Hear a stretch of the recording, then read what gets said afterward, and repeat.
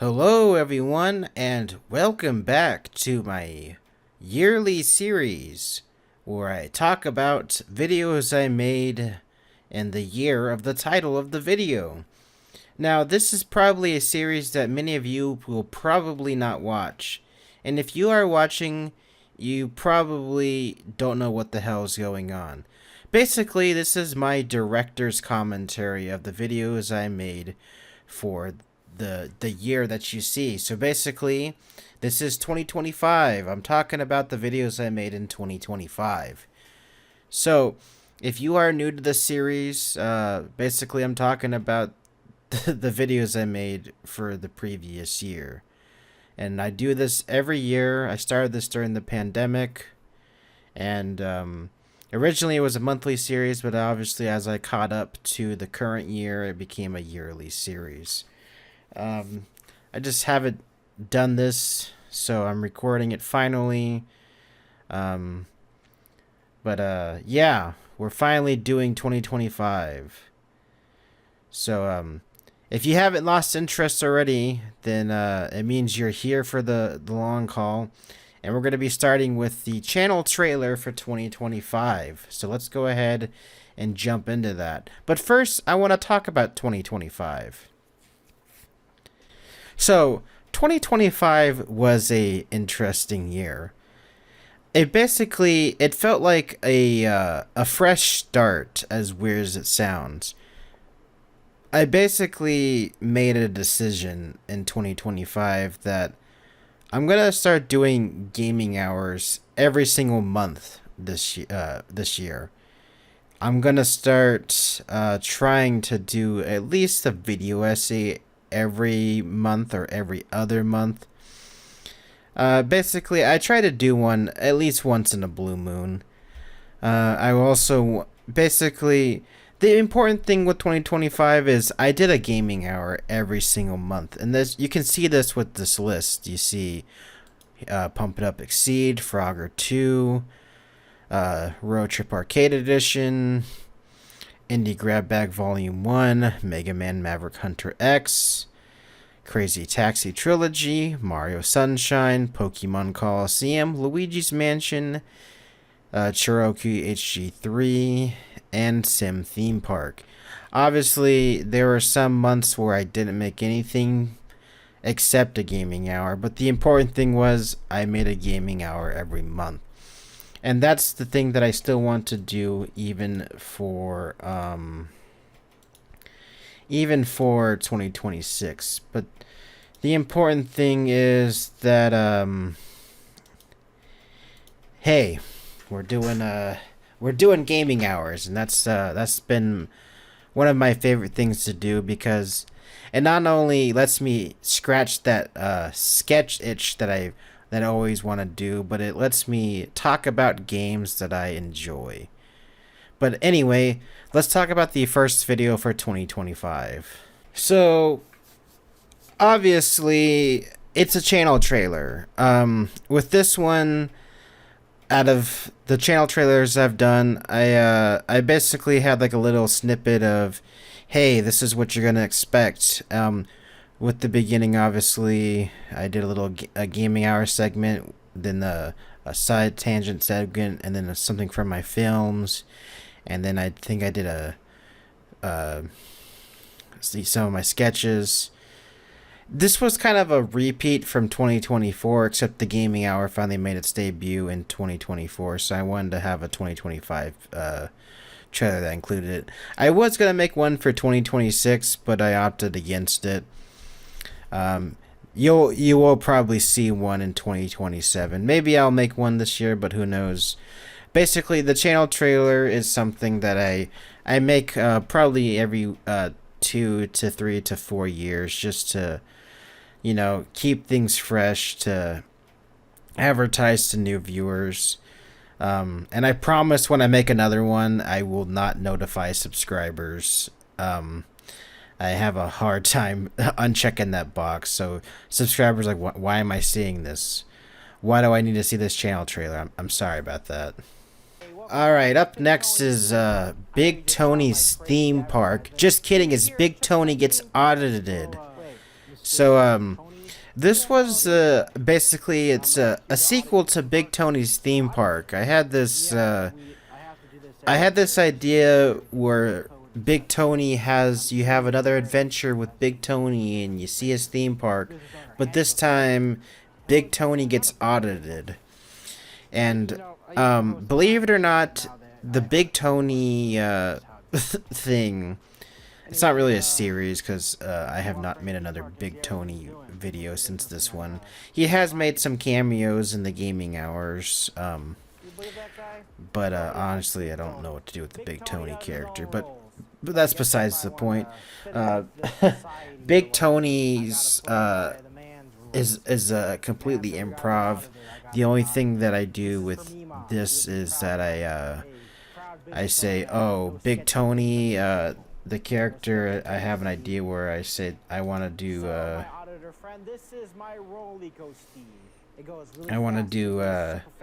this joke, I want to do this joke, and I might want to end it with this.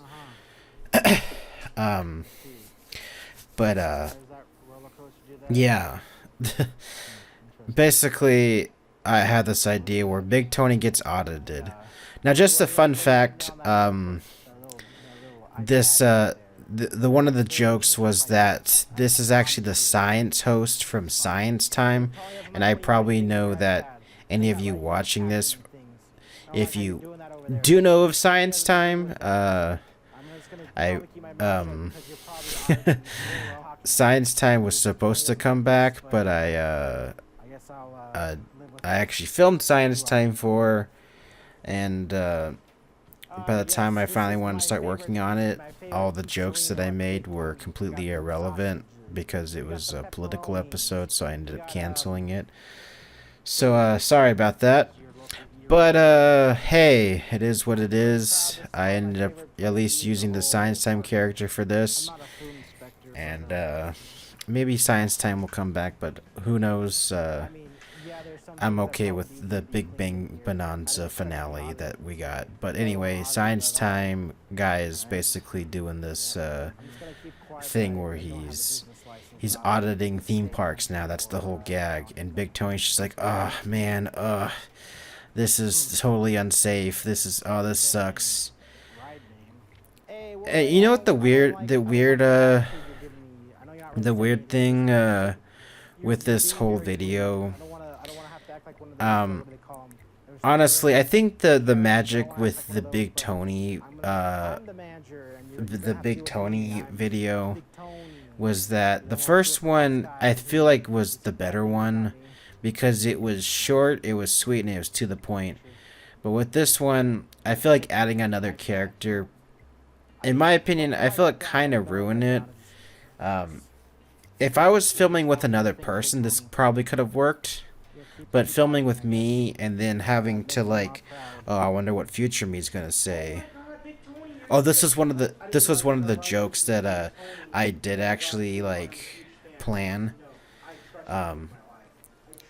I totally did this without a microphone. That was a Reddit comment that because I shared the first video to the Roller Coaster Tycoon Jerk subreddit. Yeah, sorry, I'm getting off topic. But personally speaking, this one was cool, and as weird as it sounds, I think this one got more views than the first one did. But honestly, I think the first one's better. But if someone in the comments is like, oh no, Big Tony gets audited, it's hilarious. I just felt like this one dragged on too much, and I wasn't really a fan of it. But for some reason, I think this one did really well when it came out. Honestly, I don't know. I honestly made this, and I forgot about it. So I don't really have too much else to say. I feel like the middle of the video kind of drags on. Basically, yeah, I eventually take him to the trash cans. I'm like, yeah, you're gonna see this, and he's like, oh, you're gonna get a B. You get a B. It's like, oh, I passed, and then Big Tony does his whole shtick of like, oh, I got a B for Big Tony. Big Tony, you're epic. Yeah, that's how the video ends. And as you can, Oh yeah, this was probably the best joke. I'm not talking about boobies either. I'm talking about the letter B, because that's Big Tony's favorite letter. B for Big Tony. B for Big Tony. That was probably the funniest joke in the whole video. If there's credits, I don't know if there's credits on this video, but yeah. Honestly, Big Tony gets audited. It was one of those stupid little video ideas that I had, and that's probably why the Big Tony character hasn't gotten his own video again. It's just because that I don't know what to do with the character again. Not that he's a bad character, it's just that I don't know. Maybe and I know this is a stretch here, but maybe if I can ever do like a roller coaster tycoon collab with Mr. Red Eyes, Big Tony can come back in that way. But until then, Big Tony will probably be on ice for now. But he will make cameos in the Gaming Hours and probably the Idea Factory series. He's just a rare character now. But yeah, best Big Tony gets audited. So now we're gonna move on to the first gaming hour of 2025, and I have a lot to say about this one. Not that it's a bad thing. It's just this one was a fun one. All right, so Pump It Up Exceed was the first episode of 2025 for the gaming hour. Now, Pump It Up Exceed was basically a dancing rhythm game on the PS2 and original Xbox. I actually had this game on the original Xbox, and I played it all the time as a kid. So this was a treat to play for the gaming hour. So I actually played the PS2 version because I do not have my original Xbox anymore. But I did not know that there was such a big scene for this one. Because I shared this ignore the graph. That's just me making jokes about how everybody dropped off with the Astrobot video. I have a tendency to make my intros way too long, and I know I've been talked to, especially by my friend Red Eyes. He goes, "Hey, you make your intros too long," and I'm like, "I know, but here's the thing, Sporg. I know I'm skipping some of the jokes." What the hell? Here's the thing is, I know I make my intros too long, but here's the thing is, I try to scare away viewers, and I know that sounds wacky. I try to scare away viewers because people they're looking for a let's play, and I want them to know that this is not a let's play. This is a comedy gaming show. And if you haven't picked that up within the first 15 seconds, then that means you know this is a comedy gaming show, or that you're about to buckle up because, hey, this is going to be a good time. But anyway, Pump It Up is a very popular series outside of the United States. Pump It Up Exceed was the only one that pretty much released here on the home market. And I did not realize how popular it was in Latin America and South America, and obviously in its home country of South Korea. But yeah, it's a very popular series in those countries. And when I shared it to the subreddit, oh man, they loved this video, and I'm like, I wish I made the video funnier, because you know, it's time to game on, fellas.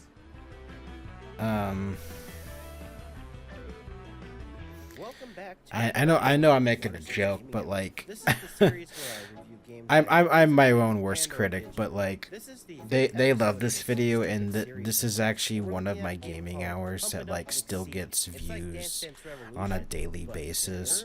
It's not like it's bringing in hella views, but it's like at least 1 to 2 views at least once a day. And I know that doesn't seem like a lot, but like, I also get comments from time to time of like, man, I love this video.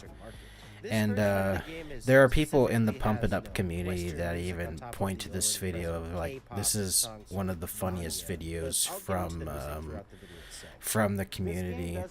And yes, I will be covering Pump It Up Rise. I do have it on Steam. I'm just waiting for it to get. I'm just waiting a little bit because it's still in early access. But anyway, yeah, Pump It Up. Yeah, there we go. This is what I was talking about with how it's popular in the Latin American countries. On top of all of that, And well, I think I got a comment on on the video that on the gaming hours, like, hey, that's me on the forum post. But yeah, what was I saying? I forgot what I was saying. I am sorry. I forgot what I was saying. But yeah, Pump It Up is a really cool game, and it is very underrated. Like, honestly, I think it's better than Dance Dance Revolution, and I know. Yep, that was a burp, and I'm not leaving that. I'm leaving that in. I'm sorry. Excuse me.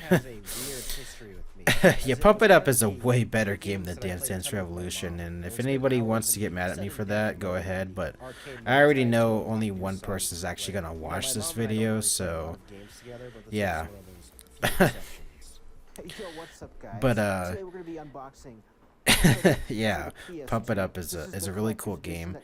I did end up having to use the controller later in my playthrough, just because I wanted to actually get further in this game, and not because that this game is bad by any man. It's not that this is a bad game. It's just that I am playing this on a PS3, and I have this little dongle. It's like a PS3 to PS2 adapter. And plus, it's an old rinky-dinky mat. I don't know how good the buttons were. So like, I don't know how how good everything was.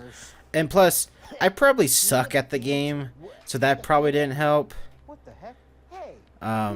So, and plus, yeah.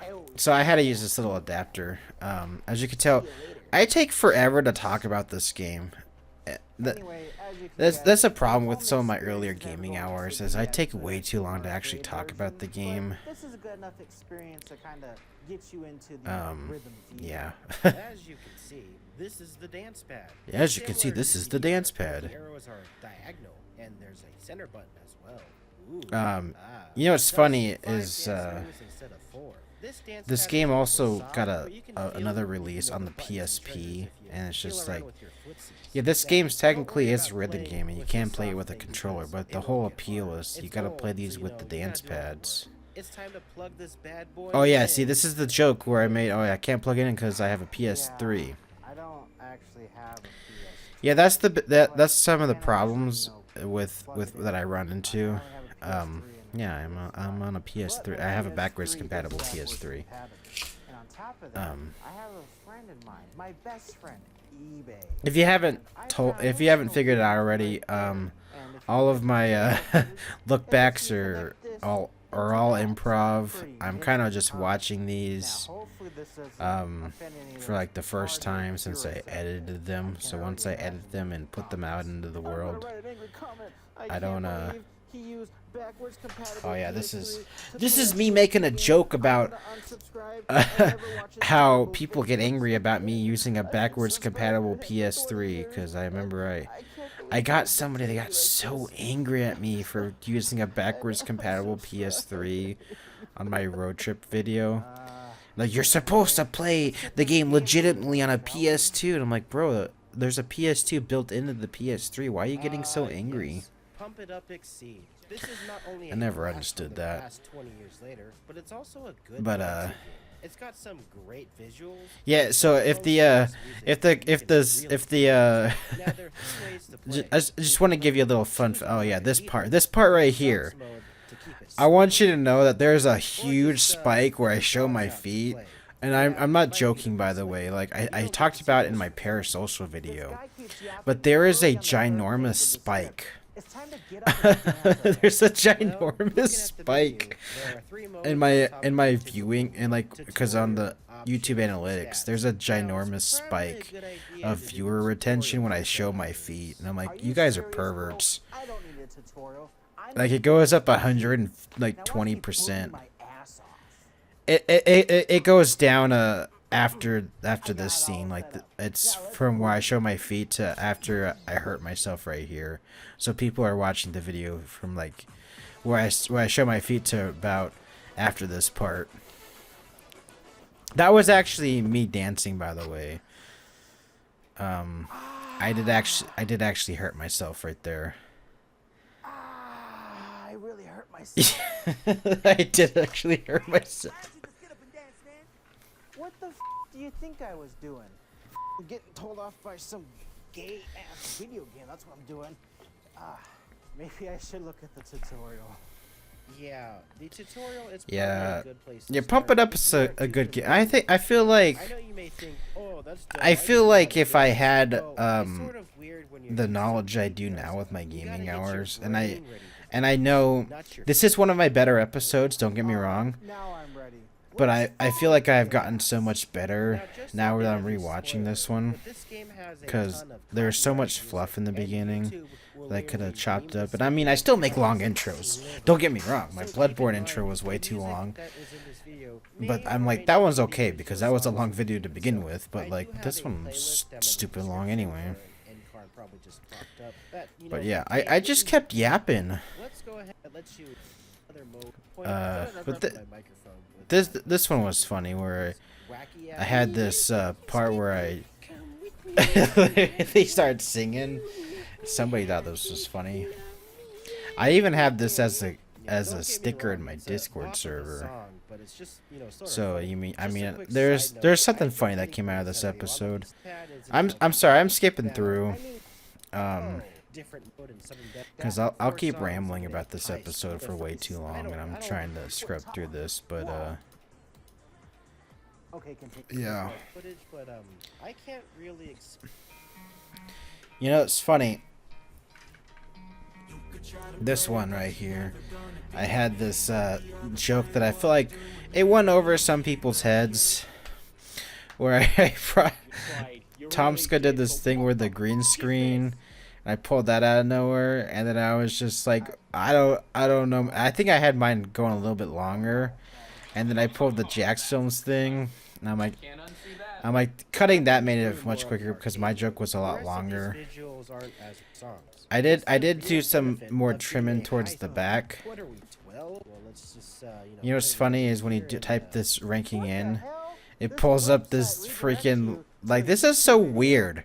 I think this was the weird, this is the weirdest thing out of them all, is when you type in the PUI ranking, it brings you up to this freaking anime, and I'm just like, that is so weird.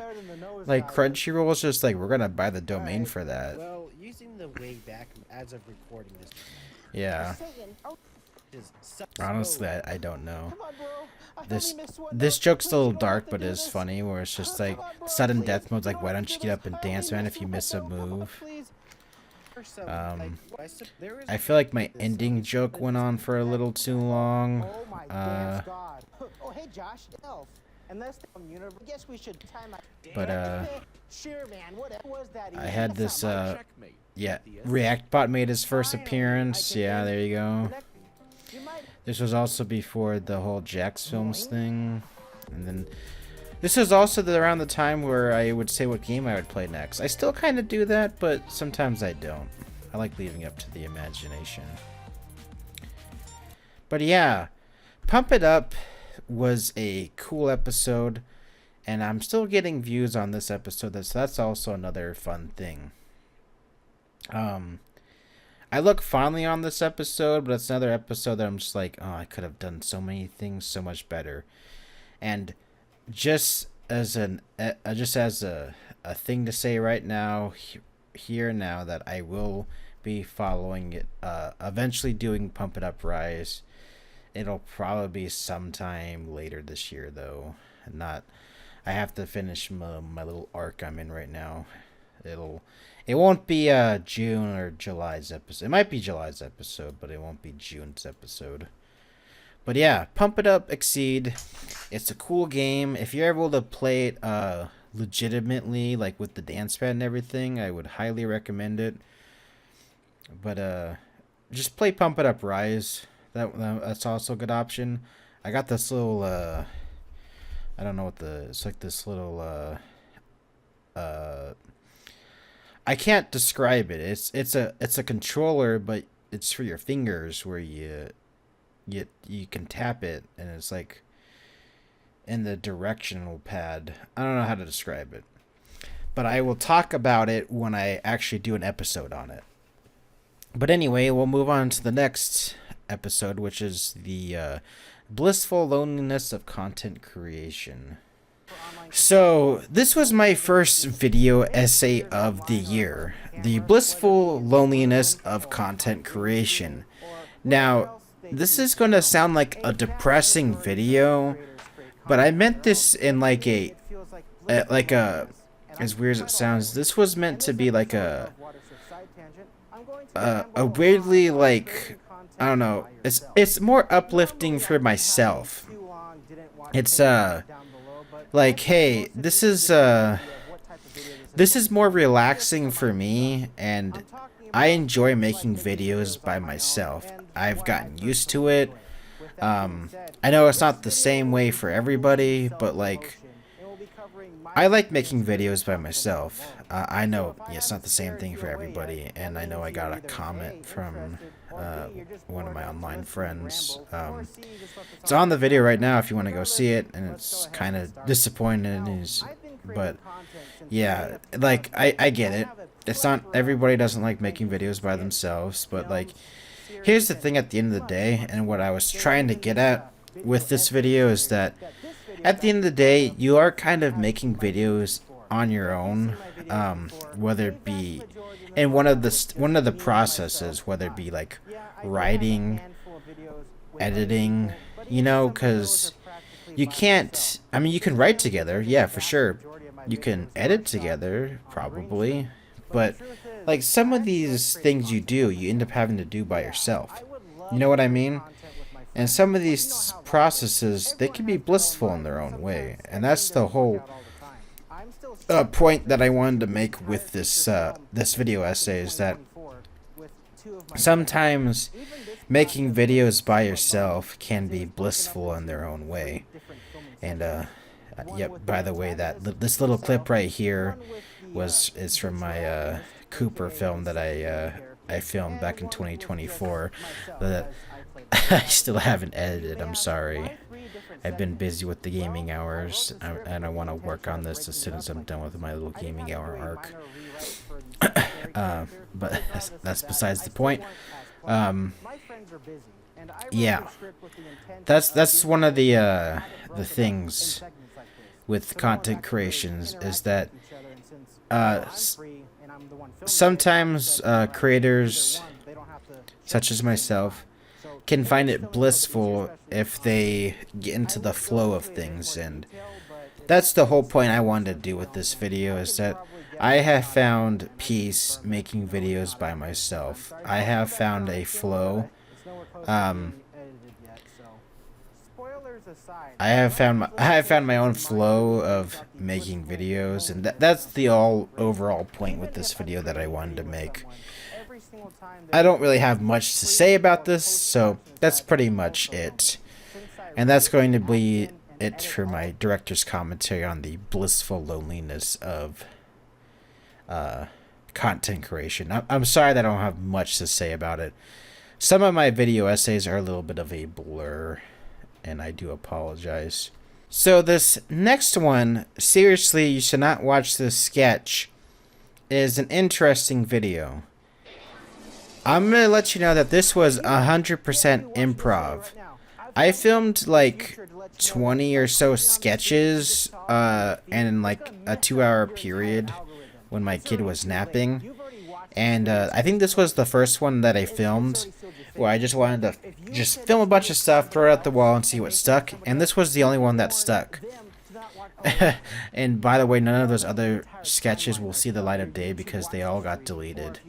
But this one, this was the only one that made the light of the day, because I wanted to try this thing where I film, because I got inspired by my buddy Red Eyes, and he said, hey, just film some improv sketches and see what sticks. And I tried out this one, and I edited it. I went ham with it, and this is what I got.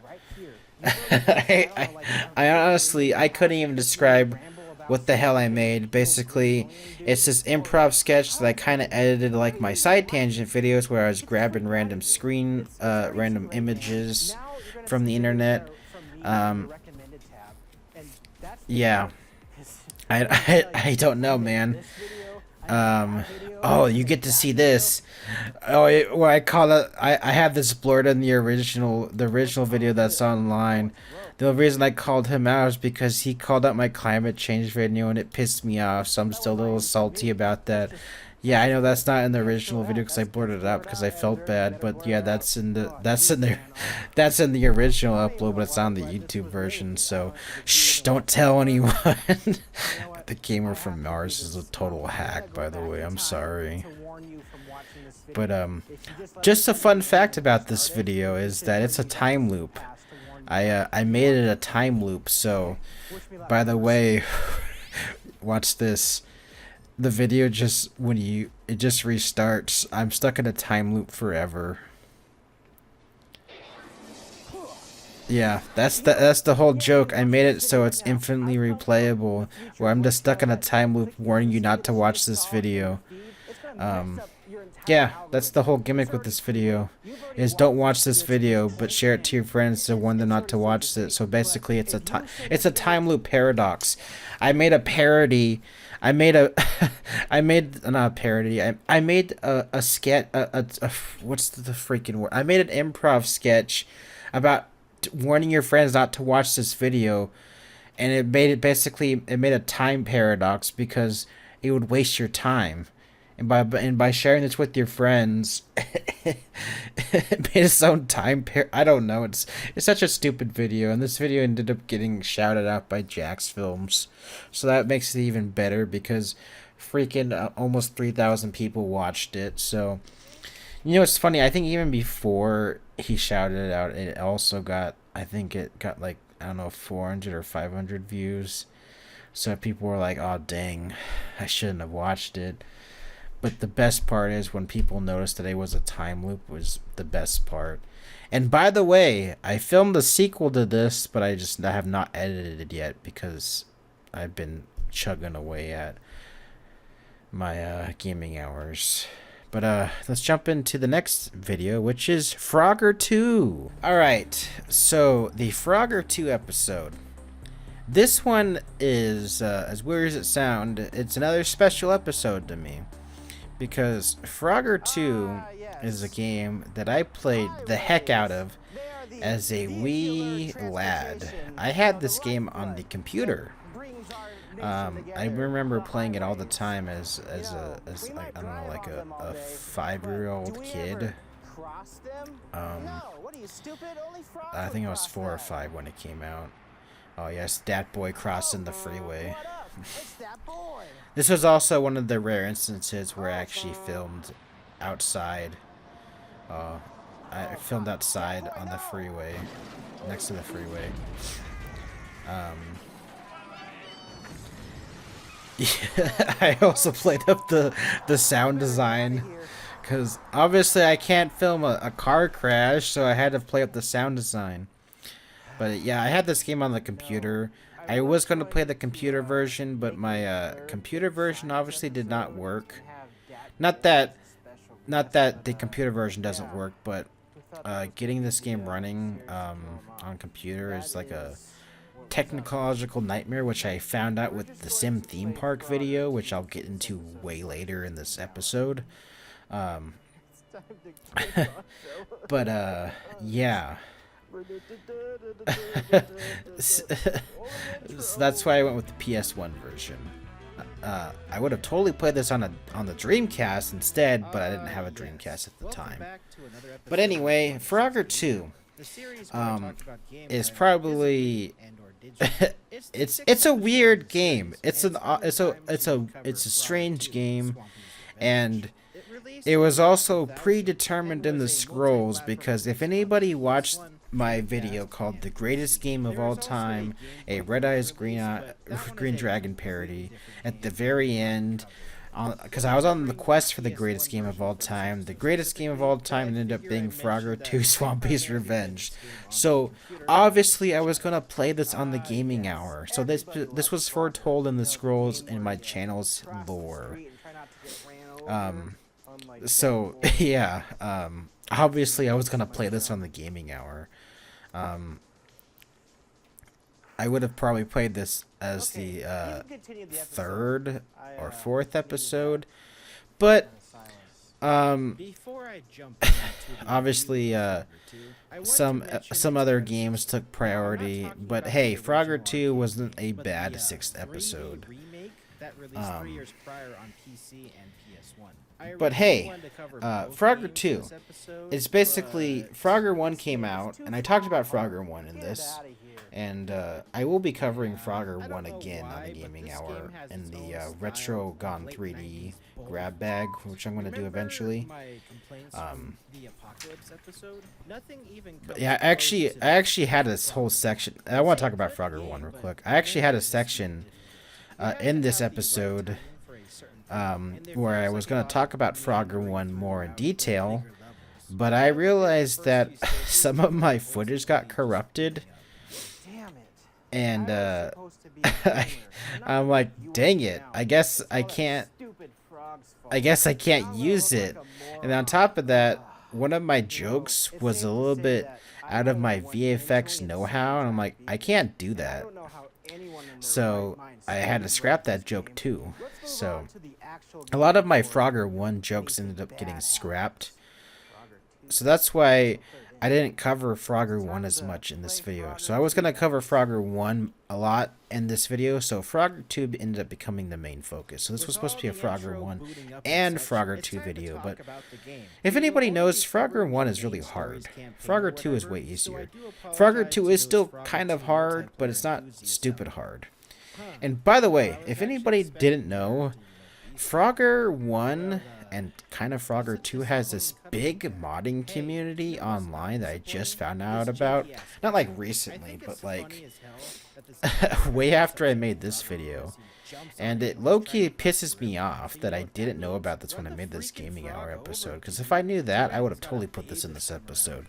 So that's kind of why I want to make a follow-up episode where I talk about Frogger 1 again, because oh, that's the only reason why I was wearing the undershirt, so I can show the MILF thing I made. MILF 2. Man, I love Frogger 2. Yeah.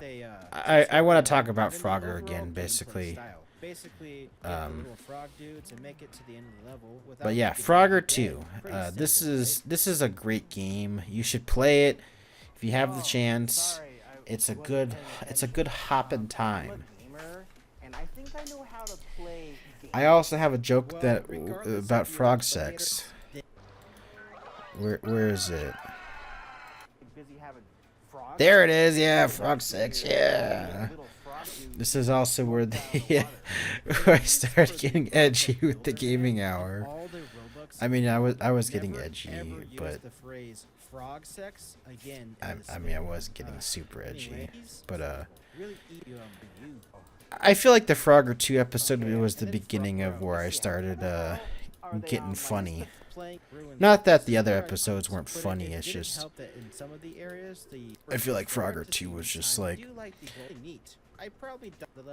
my buddy Red Eyes probably said this, he shared this in his Discord server, and he was like, this was probably one of his personal favorites. Yes, it can. I don't know why I did that. Yeah, I think the reason why he probably liked this episode, because I spent more on the game on this one and less on the sketches. And here's the thing, is that sometimes a game might have more to talk about, and I will have less jokes. And sometimes a game won't have much to talk about, so I'll focus more on the jokes. And sometimes I'll have more to talk about. Well, I'll just have more while I'm in front of the desk. Sometimes I'll have more cutaway gags. It all varies episode to episode. And Frogger 2 was one of those ones where it was more gameplay and in front of the desk, while other episodes were more cutaway gags on the green screen. This is coming from a level design perspective. Yeah. Yeah, see, there's one on the green screen. That's better. The following level is like that, getting better. Regardless, play reunite to open the gate, but Frogger has. Boss, only thing that This is probably one of the longest gags where. Sir, look at this. Yeah. I didn't expect them to bring in a. I'm pretty sure I've already said this. My But whatever I'm swearing on camera, you can clearly tell with my mouth. I always say frick or shoot. Aside from that, Or I say full wick. Or shoot. So it sounds like I'm saying it, but I'm not actually swearing. It just I just say that on the gaming hour so it makes me sound cool, but I'm not actually swearing. Not that I'm not comfortable with swearing. It's just like I just think it adds more comedy when it's bleeped out. Experiment 42069B-Zeta. Can we basically? This was one of those violence is funny jokes. You know, because you know how the monkey rips you apart in that section. Oh my God. Oh. Yeah. Oh. Yeah, violence is funny. Okay. It's pretty straight though, as Frogger happy boy. Okay, Frogger. That's a pretty good. Up next is the space. Yeah. Fun. Yeah, this one was more focused on the gameplay and such. I think villains just live in. So watch this. I don't think. I think the funniest thing though with this entire game is just how anticlimactic it is. The house blows up and then the game is freaking the end and Comic Sans. No, it's not Comic Sans. Wait. It's just the end. I thought it was Comic Sans, but I think I did Comic Sans with mine. And I was just like, we'll play this game next. Hopefully nothing bad happens. And then did I think I do Comic Sans? Yeah.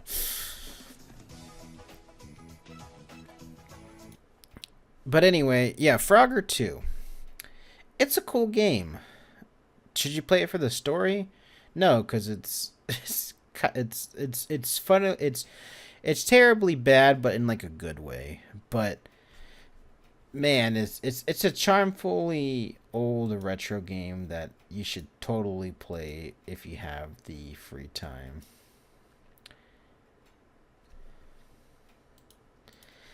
But anyway, the next game, the next one is REPO Randomness. This is an unlisted video. Ooh.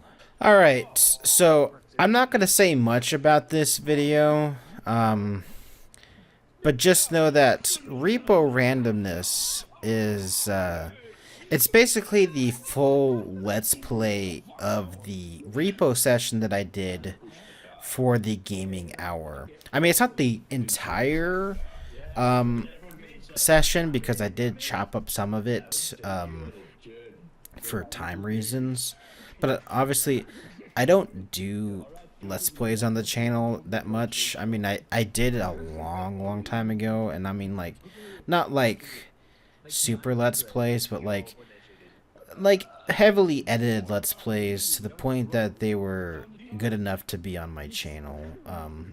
But this one I had unlisted. I had public, but then I unlisted it, but then I made public again, then I unlisted it. I don't know. I was in this weird boat where I was just like, I don't feel 100% comfortable with having this public, just because like this isn't what I really make, but I wanted this to be unlisted just because, hey, if somebody wants to watch the playthrough that I did of Repo, then you have that option. And Red Eyes also did 4 episodes on his second channel, but his are much more heavily cut up than mine was. So this was like a best of both worlds, where it's not in a story, it's not in a comedy gaming hour like mine is, and it's not in a heavily chopped up let's play like his was. This was like basically you know, the full thing with some of the dead air cut out. So yeah, this was pretty much our entire repo session that we did. Yeah, I did zoom in on some of the funnier moments though, but hey, if you want to go and watch this, you can. But I don't have much to say about this gameplay session. If that is upsetting, I'm sorry, but I have more to say about the actual gaming hour itself, which is the indie grab bag, which if I'm looking at it correctly, I recorded it in like February-ish, and the episode didn't end up airing until like I think May. Yeah, I want to say May-ish. So yeah, it didn't come out for a while. All right, so if you don't know, I do not like short form vertical content. And this was the third and so far final video that I made on short form vertical content. This one was primarily focused on YouTube Shorts, but I also did talk about TikTok and Instagram a little bit. And I want to know that I still feel strongly about the things that I said in this video, but you know, if anybody wants to watch those or make them, I have no hard feelings towards them. But at the same time, like, hey guys, just limit yourself on consuming short form vertical content. Like, set a timer for yourself. Don't be spending all day on these apps. And that also goes for like horizontal video, basically aka long form. Don't spend all day watching YouTube. Too, like, at least take a break. That just applies with anything, you know. But yeah, that's what the main focus about this video was. Just that, hey, I wanted to talk about my disdain with vertical content again, specifically short form vertical content. I deleted all of my shorts back in May of 2024, and I'll let you know that it was the best decision I ever did, because it was bringing me nothing but empty subscribers. And I mean, I still get empty subscribers from time to time, just from you know, popular videos or the occasional YouTube shout out, which, not saying that's a bad or good thing. Like, I'd rather have an empty subscriber from a shout out than an empty subscriber from a short, because at least a viewer from a long form video is more likely to watch a video than a short form viewer, because short form viewers, they do not even bother coming to long form, whereas long form viewers, they don't tend to go to shorts that often.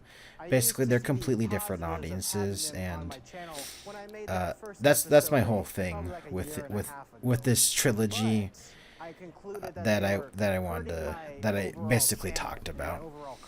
But I will say that I still say that this trilogy of videos that I made, I still feel it's true. And I don't want to say that I'm right, but oh, I am right. Because I talked about it in this video. I talked about it in this video that, oh, Zane Little was a perfect example. Yeah.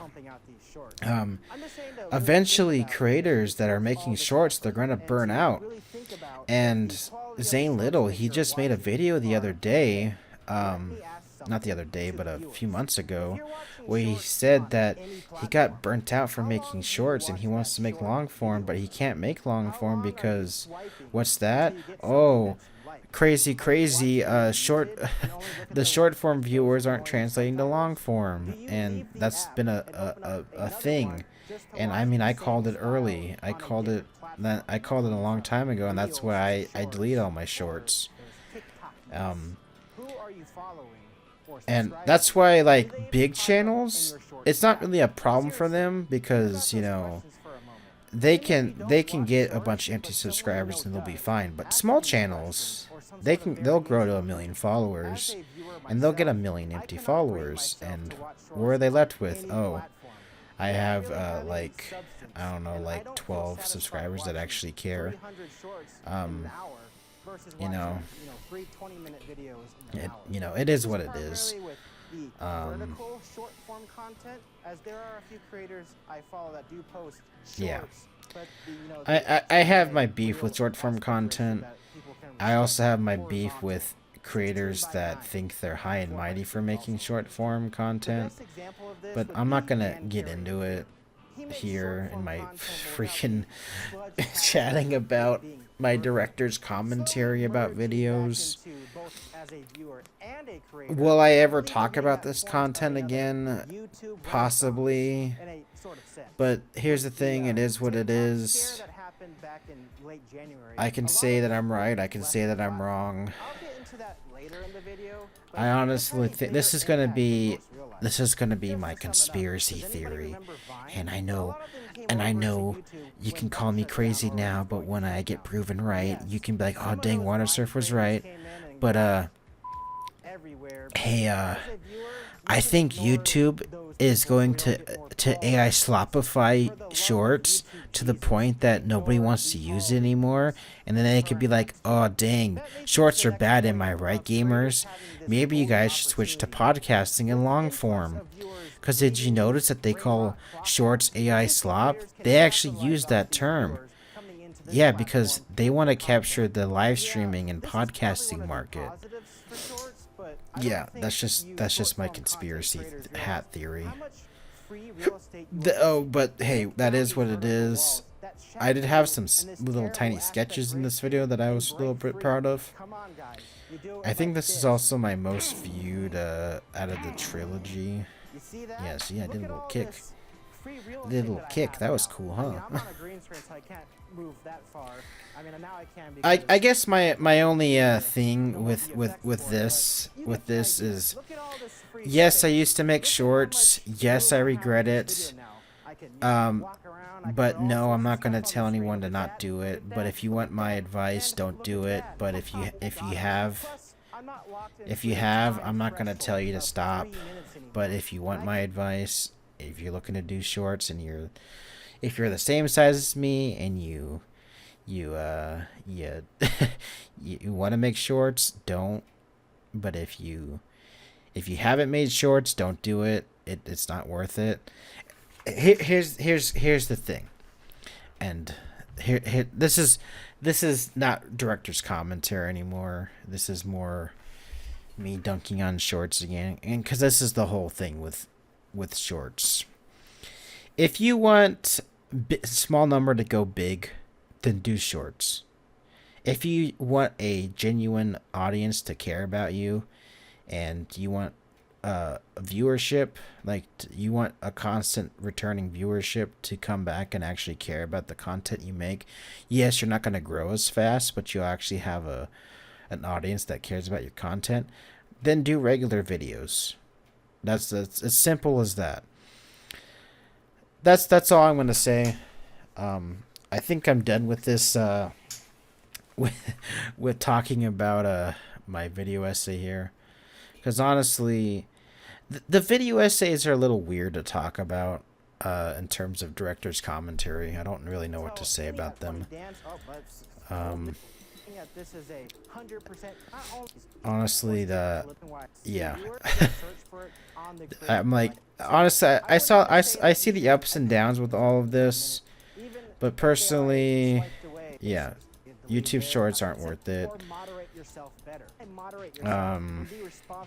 There are some things you can do, there are some things you can't do. At the end of the day, make what you want to make, but if you want an audience, then if you want an audience that cares about you, then make regular videos. If you want small number to go big and you don't care, then make slop. Make shorts and make slop, okay? Let's talk about Road Trip the Arcade Edition, okay? We are finally talking about one of my personal favorite gaming hours that I've done. And it's not because I did a Scott the Woz parody. And I feel like it flew over some people's head that I did a Scott the Woz parody and a ChoroQ video. But it's the fact that I did a ChoroQ video, man. And this was such a goddamn good video. This was such a treat to make. Honestly, and I know this is a long intro again, but this little Scott the Woz parody, I wanted to make a Scott the Woz parody, but doing it in the gaming hour was such a good idea. Just to start and end the video off with a Scott the Woz parody was a good way to do it. And it wasn't like a whole thing, so I was able to kill two birds in one stone. Do a gaming hour and get that itch out of the way. But I was also able to talk about a ChoroQ game, which was Road Trip the Arcade Edition, which is this little arcade racer on the GameCube. It's basically a spin-off title that takes the best of the ChoroQ racing and puts it on the GameCube. And honestly, how do you make a 20-minute video about an arcade racer on the GameCube? Well,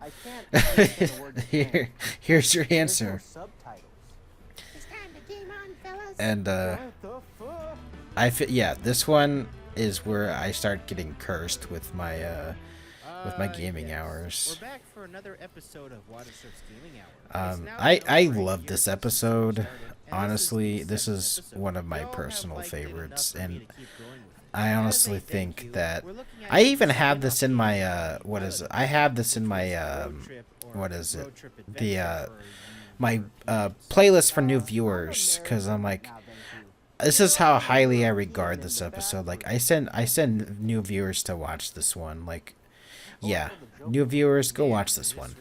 And if you haven't watched this and you're watching this commentary, stop listening to me yap about this and go watch this. This is also the second most viewed video in the Gaming Hour series, which I am very grateful for. I'm glad people like this one. But it's gonna be a sad day when this one gets passed. The ChoroQHG3 almost is probably gonna pass this one eventually, but this one was able to stay in second place so far, so I'm happy about that. My bad. Getting your engines ready, we're greeted to a menu screen. I know. But yeah, this is like a little spin-off title. You know what's funny is this is a spin-off title from the PS2 game, but it's on the GameCube. But this one it's just so lovable. I love this game. It's not like it's not bad, but it's not good either. It's just janky, and I think I called this like janky racing in the subtitle. It's the janky arcade racer. What it is. And Speaking of thanks, we're going to take a look at yeah. So basically, with this, I talked about the mini games first, because this is an arcade game. It's basically go for the high score, because there's not really any story or anything, so I figured I'd talk about the other stuff first. Because, like, obviously I'm going to be talking about the racing the entire time. I felt like this had a balance of jokes. This had a balance of cutaway gags. This had a good balance of everything. This was, in my definition, a perfect gaming hour episode. It wasn't I feel like it captured the magic of the pilot episode, but obviously it wasn't. It was much faster paced in the pilot episode. Like, if I made the pilot episode like this, I would have been like, dang, I have a good show. Like, this would have been the pilot episode that I would have wanted to make. But no, I wouldn't redo the pilot episode by any means. But if this was the pilot episode that I made originally, I would have been a businessman. But this was a damn good ChoroQ episode, and I wish that more of the ChoroQ people got to see it. I mean, I think the ChoroQ community saw this one, but I know they definitely saw the ChoroQHG3 one. Just, I feel like this one doesn't really get talked about as much in the ChoroQ community because it's on the GameCube, and the other ones are on the PlayStation consoles. Not everybody had a GameCube growing up. More people had the PlayStation 2, which is fair.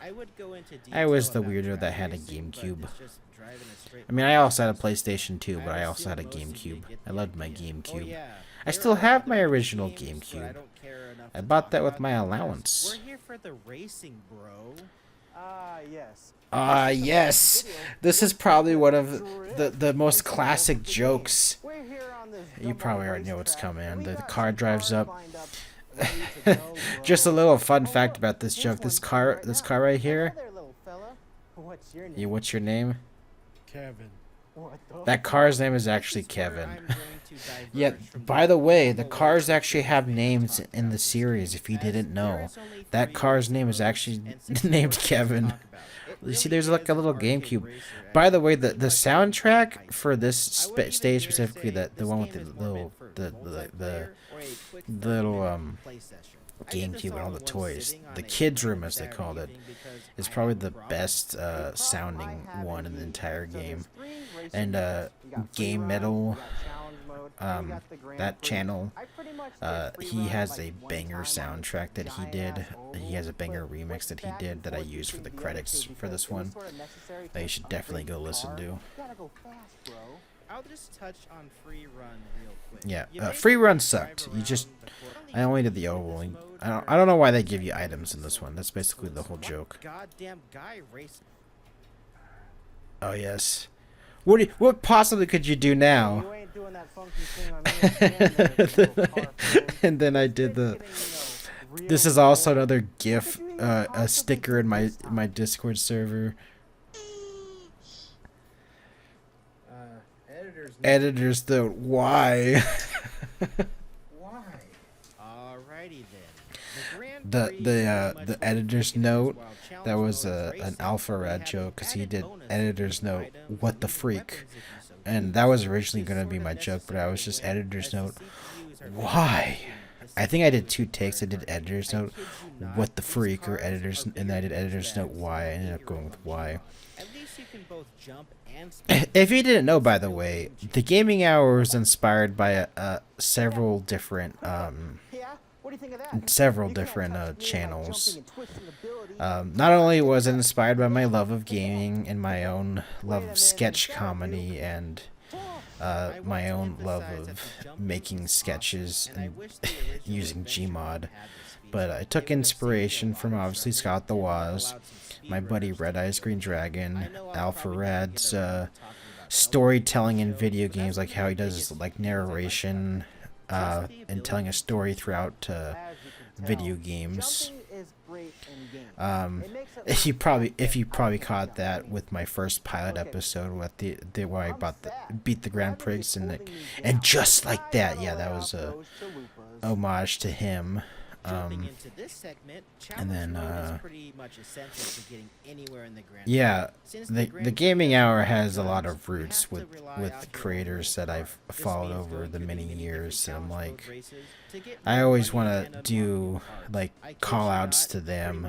So I mean, the Megaman episode, I literally bleached my hair for that, but I'll talk about that when I get to the Megaman episode. dirt But road. yeah, Really this caters to episode progress. was a treat It's to okay, make, though. and it's one of There's my one personal great thing favorites. about And challenge I know I mode. keep They talking let about you it on have, this episode. these We bad just boys. yeah, we talk about the free races. Oh, by the way, this is this right here. It's where I got this outfit because I was writing off and on the short film for the hero's formidable foe, and I finally got this helmet and this outfit in. And this is the first appearance of the formidable foe was in this video. Just a fun fact. Oh. Oh no. The whole joke with that was you're able to buy all these guns and stuff to compete, but in the Grand Prix they just yank it away from you. So it's like, what's the point of buying those? Because you need them to level up in the other races. It's strange. It's talking about Yeah. So I'll just skip through this and not save you some of the time. I just felt like this was a more or less, it was a perfect episode. You should know because I mean, obviously it's I not watched this exactly clip perfect. with There are the probably some things that I could probably Damn, I love the kids room. cut. I could probably chop. The wrong place. He needs to Yeah, it was a good episode. I'm talking about Rhode Island Adventure. He is still working on the game, by the way. It's not out yet. I don't know when it'll be out, but he's still working on the game. But I will cover. It's not coming out in 2025, obviously. To be determined. It'll probably be out sometime next year, if we're being realistic. But yeah, I will probably cover Rhode Island Adventure on the show as well. But yeah, that is the arcade edition, Road Trip, the arcade edition, aka ChoroQ with an exclamation point. One of my personal favorites. Up next is, this one's gonna be a good one. All right, so this is when I became a YouTube partner. So, believe it or not, because of a Bubba Bingo video from the Jax Films community, it pushed me into becoming a YouTube partner. What happened? The climate change videos stopped getting views? So, I think it was like a few days after I published the Road Trip Arcade Edition episode. He published that video that I got a bingo win in, and obviously I think I knew. Obviously, I knew when I got shouted out on YouTube and Twitch, but obviously when the video went live, obviously I got more attention, and that was enough to push me into the YouTube partnership status. So I made this little video. It's kind of like a mini Idea Factory episode, but I made this video as a thank you. Not only as like a homage to my old audience, but like, hey, look, it's an Idea Factory episode, but it's also like a thank you to the new audience that's coming in. And this is also, I think this has like almost 700-ish views. Oh my god. Yeah. Yes. That's right. And look, it's even got the yes, like the gaming hours. Watching this video, who doesn't actually follow me but somehow got this pushed onto their recommended tab. I am now a YouTube partner. Yeah. Basically, that's the whole gist of this video. And I'm gonna mute this just so I can just yap over this. I know it says after 17 years it finally happened, but it's pretty much true. After 17 years, it did finally happen. I joined YouTube back in May of 2008, and getting partnership after almost 17 years is a surreal experience. And yeah, it's amazing that I was able to get to this point because a YouTuber I've been following since 2008 gave me that push. And I know that sounds crazy, but it was very cool to be in that type of situation. Like you can see, look, the arcade edition has like 900 views. The this one got that many views on its own. You can see the seriously you should not watch this. Yep. You can see people are watching my stuff from the video. And I made this quick because I wanted to say thank you. But yeah, I even have like a little Reactbot segment. But honestly, getting this little bingo win, and then later in the month getting shouted out on the newsletter was a very surreal and very cool experience. And then also getting to chat with him personally later in the year was also really cool. So I know I've said it many times. Thank you to not only Jack, but thank you to Beth. She was the council member who pretty much plucked me out for the newsletter, but also for the bingo thing, and then for Clout Tank, and then introduced me to Jack personally. So like, you know, just these little acts of kindness really went a long way, and it's something that I really appreciate. So it's just like, and that's why like I did also start this this podcast that I want to do. I want to give back to the community. I know I'm starting with some of my friends first, like with Red Eyes. He was my friend, but like that's why I started with him first, because I'm like, I don't know how that's gonna go. So you'll be my guinea pig. But hey, the other Crisp, he was a cool guest, and then I'm gonna have film guy Max on for this month's episode, April. But yeah, I'm going off topic. But yeah, it was a really cool experience getting partnership, and hopefully this year 2026 we could break through the mold and finally get to that part of, you know, making this into a full-time thing. Probably not, though. I am realistic at the end of the day. I do know that I do know that there are limitations with YouTube, so I am thankful to where I am, though. While this is playing, I will put the thank you for... I put on the channel membership video.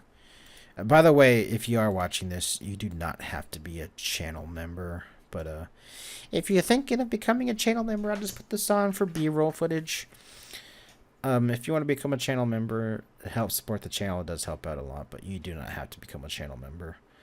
But I'm just putting this on for B-roll. But anyway, yeah.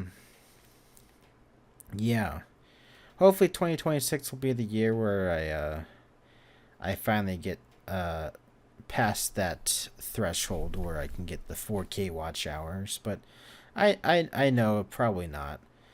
And I know people aren't watching this series. So it's all good. It's not a big deal. But I am appreciative nonetheless. I am very grateful that I even got partnership in the first place. And I have my audience to thank for that at the end of the day. Not just the Jackson's audience and the council and all of them, but you know, I have my audience to thank for that too, because without them I would have never got to this place to begin with. But yeah, that's gonna be it for this segment. We're gonna move on to my time on Vidme. So a long time ago, I was on a video sharing site similar to YouTube called Vidme. the only gimmick with this site is that it was basically YouTube, but it kind of had like a Reddit system where instead of liking or disliking videos, it was more like a upvote downvote system. Except when you got to you know, 0, it wouldn't be negative downvotes, it would just be 0. But yeah, Vidme was a place that I thought was basically a fresh start. I poured basically it was a fresh start for me, and this is what this whole video essay was about, was how in 2016 I gave it a chance. In 2017 I basically put my heart and soul into Vidme. I started doing exclusives. I started putting more effort into it. I put videos over there first. And it's not that I had some sort of contract with them. It's not that I had any exclusive deals with them. It's just that I'm like, hey, I believe in this site, and I would rather put my effort over here because I'm getting better retention over here than I was over on YouTube. And not that I didn't care about my YouTube audience. It's just that I was around the same time of when I made around the same time as when Vidme came out. I was still dealing with the backlash of the climate change video and all the climate change trolls from like 4chan and such. So I decided that, hey, I'm gonna give Vidme a shot, and it was a fresh start. So basically, that's what this whole video is about. It's basically me saying that, hey, I'm not quitting YouTube, but I'm going to go over here, and then I'm going to I'm just gonna put my videos out here first. I even brought back the Watersurf Shorties series, which I haven't done in a while. That was kind of like it was an improv series, but it was also like a series where I was just making stupid little sketches that weren't like full videos, but they were just little shorties. And I haven't actually done one of those in a while. I think the last one was the Big Tony's Theme Park was the last one. Yeah. And I was happy creating it. It was a cool place. It was a fun little streaming site, but honestly, I was so blindsided, and I should have saw the writing on the wall when it started. And that was this whole video, is that it was a site that was never going to last at the end of the day. And I have some of those Vidme videos that I talked about, like these ways to stay relevant on Vidme. Obviously those are on this video. You can go check those out. I'm even still, I'm not in the official Vidme server anymore because it's shut down ages ago, and I think because people started sharing porn in there, so I think I got left. But I'm still in the one of the Vidme Fallout servers, but nobody has posted in there in a good while. But yeah, I think I actually got a comment the other day that was just like, I wish this had more views, this topic you obviously cared about. And I'm like, yeah, I did care about Vidme, but like, obviously knew that this startup wasn't gonna work. Now that I'm thinking about it, I was a dumb college kid. I should have saw it, man. But hey, it is what it is. I'm at least I was smart enough at the time to just not delete my YouTube channel and go full into Vidme. I was still uploading stuff to YouTube. And that's why I said stuff's going to come to Vidme a day early and stuff will come to YouTube. a I day started to later. see a shift on the The only platform. downside Quantity stuff with and with growth with on uh the website ranging from with Let's all of Plays this to other is videos we literally crank out the fairly day I quickly. uploaded I feel like the Watersurf's train was Idea wheels Factory, on this my new website, and series, luckily, or when they it were wasn't a series strict at the with their time, rules. where I was Remember just how I like, said I oh was look, verified on Vidme? Well, this is gonna be a this new era. verification means 2018 is gonna be a HD new era videos, for longer videos, for and my other things channel. that I unverified was so users didn't have excited that luxury of having. for The everything. verification process was Alright. reworked to combat the loads of They videos made being this dumped on their servers, this but I very have no idea how it heavily was on the back end. edited, I can like only news speculate. update sketch type Unaware of the video. problem, I kept And the creating day videos. it I went started to live push on my Vidme, page on my YouTube channel. This they was as I met a announced new they're channel gonna trailer, shut down. having dedicated And then of self-created course ad for when Vidme, that I and my uploaded page to on the website, YouTube, and I having put it out to little YouTube. references Then I in was my just like, oh videos. cool, I guess I'll put Basically, it when out I to was YouTube showing the same on-screen day footage, then. it was usually of Vidme. And then You can especially of see course in my that video videos got the dumbest lost with way the to Vidme content. That archives video was dump. also a jab at the So pump and dump creators that that were video joining Vidme. unfortunately Oh, hey, didn't remember how I get said as I much was writing love my on first YouTube feature as film it should ever? have. Well, But it after is writing what it, it I is. decided that I would actually make it exclusive But to the hey, site. oh I yeah, started also production shortly after my Vidme first was feature released. film was going I to be also made a a Vidme special trip out exclusive. to the Vidme office in Los Angeles. That's what I told them, like, Get hey, I my want to make hopes my and first dreams feature for the film a website. Vidme They exclusive. seemed I happy even went that to I their was offices focusing in more on the LA and was platform, telling them I but was there so was a problem I excited. mentioned earlier. My But girlfriend, now wife, it came along out with 2 me on years the later trip, still, and asked but him a whatever. simple question. What are But the yeah, that's my long-term Vidme goals story. for this website? I This is talked where we about the sort of noticed that I there already might had be this no playing, but long-term goals we'll for talk the about website. Reactbot did something really strange. Crazy So I don't think it's called What do Reactbot you does think something of really this, strange. I think I have it under. I don't think Reactbot was supposed to do that on YouTube, but whatever. Basically, this was a little improv sketch that I did because I wanted to do a little Reactbot sketch where I basically I got inspired by this YouTuber called Lame Entertainment, where he does sketches with Reactbot. And I wanted to do this little sketch where Reactbot breaks into the real world. And that was the whole sketch idea, but I didn't write anything. This was all improv. You can kind of tell that I feel like the first little bit of half of this video was kind of bad. I'm not gonna lie. Some of this could have been chopped up a little bit better. But hey, I was acting like I was streaming on Twitch or something. I actually stream on YouTube. Had 2 viewers this time instead of just 1. Instead of just my mom joining, it was also my dad. But I can't shake the feeling that Reactbot phrase was just really weird. Yeah, Reactbot was acting really strange because I used the glitch out effect with Reactbot. Reactbot, he breaks into my house. Oh look, here's the script for Science Time 4. Too bad you'll never see it because I filmed it, but I never edited it.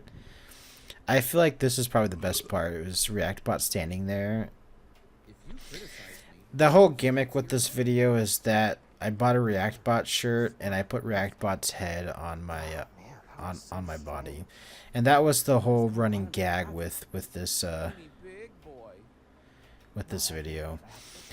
It's not the best video. That's why this whole video is improv. It's not the best, but it's not the worst. That would just be weird. It's just this little guy that's Yeah. talking. It was a fun little sketch video that I did. You want me to press the F7 key for you? Yeah. That's right. Yeah. It was a dumb little sketch idea. This still gets views from time to time. I feel like I should have scripted this, but I kind of wanted to promote my hero series. I thought this was a good way to promote my hero series. And spoiler alert, nobody checked out the hero series after this, so this was all for moot. It was pointless. Whatever, it's fine, not a big deal. Talk about crediting the creators. Nobody checked out the video we were reacting to. They didn't give a piss. They were just here for react, but they didn't care what I was reacting to. Whatever, man. It's fine. Roll the next clip. What is the next clip? Indie Grab Bag Volume 1. Alright, so the Indie Grab Bag Volume 1. This was an interesting episode because during the Gaming Hour series, I've only done really one game per episode, aside from the Frogger 2 episode, which had 2 games, but I was just semi-covering Frogger 1. But with this one, I was like, how the hell do I cover 6 games in one episode? So this was kind of an experiment for me, and kind of set the formula for the Grab Bag Volume 2, which I ended up doing earlier in 2026, as some of you may know. Volume 2 didn't do as well as Volume 1 did, but I feel like this one was also coming off the Jack Sims high, so that also kind of helped. But hey, this was a cool episode to make. Just also a fun fact, the person who voices the fish also voiced a Sticky Hand Man in my Sticky Hand Man animation that I did, which I think is one of the episodes next. I know, I just covered up the joke. But the joke, I feel like the joke kind of got lost, was I'm about to kiss the fish, and then I turned the fish into a fish sandwich from the fish fillet. That was the joke. Yeah, but I covered 6 games in this Indie Grab Bag. We had Haste, Victory Heat Rally, what is it? Repo, obviously. That was the highlight game. Hey, I'm not silly. I'm just hungry. What is it? Yeah, Atlas. Anyway, for the 8th episode of my Gaming Hour series, we're taking a look at Walking the Fish 2. games Yeah, there was a few games. Walking Fish 2, Victory Heat Rally, And I just want to make it clear that I do know about the I would have covered a few accusations more, but I about figured, Victory was that Heat sweet Rally. spot. And the other games I had in mind Yeah, sort of it went sucks, in the but same I'm not gonna These edit games are all out different the genres, parts so of we my should be Victory having Heat an Rally interesting segment. episode. So I'm sorry, guys, but I do know about it, and it does suck. That it's a terrible situation, so I'll just acknowledge it here. And if you don't know, just know that basically one of the creators or something was terrible, and they didn't pay their composers or something. Crappy situation all around. So go buy the soundtrack on Bandcamp if you can. Oh yeah, and Unbeatable. I just played that a few months ago. That's actually the full game, and it was an amazing game that you should go check out. But the first game I covered, I'll skip around with this one, was Atlas. Atlas is actually, and I'm not trying to be like a joke here or not, but like Atlas is actually like a really good game. And I'm not talking about like the funny furry aspects either, but like the core gameplay is actually really fun. I was actually playing this for fun the other day, just by myself, because I don't know, I was just like, I'll check it out again. Yeah, but obviously I was doing some of the funny bits. Just some of the funny bits. But I'll skip past this. But obviously I had to put this game in for the funny bit. Walking Fish 2. This was a game that I remember that came out a while ago. I'm like, I have to put this game in here just because it's weird. It's a horror game, but like it doesn't take itself seriously, because like it's a fish with legs. How are you not supposed to take that? You're supposed to not take that seriously, man. She said she wanted a fishy relationship, and I said I just wanted the fillet. Yeah. What the hell? Yeah. So the game is also supposed to crash right here, and then you have to go to this website, interesting. And you know what the nice part is? At least the fish, the website still works. At least as of when I recorded this episode. So that's at least nice. This game was never taking itself seriously. Imagine playing this like 10 years from now and the website doesn't work anymore. For some reason? What the hell? Yeah, but you play the game and the game gets weird after that, and that's why I wanted to play it. Yeah, and then it's like, what the hell is going on? And there was no Walking Fish 1, by the way. At least I don't think there was. I think it was released on. It was probably released on itch.io or something, or itch.io. What is this game? Haste? I think Haste just came out on Switch 1 and 2. Or I think Switch 2, if I'm not mistaken. Haste is a fun like running game. I would highly recommend checking this one out if you haven't already. But the the indie grab bag is a yeah, this this was the only joke that I could come up with, whereas this feels like the type of game where you would see like someone playing where they're telling some sort of stupid joke, or that they have subtitles just coming on screen. Yeah, that was the whole joke.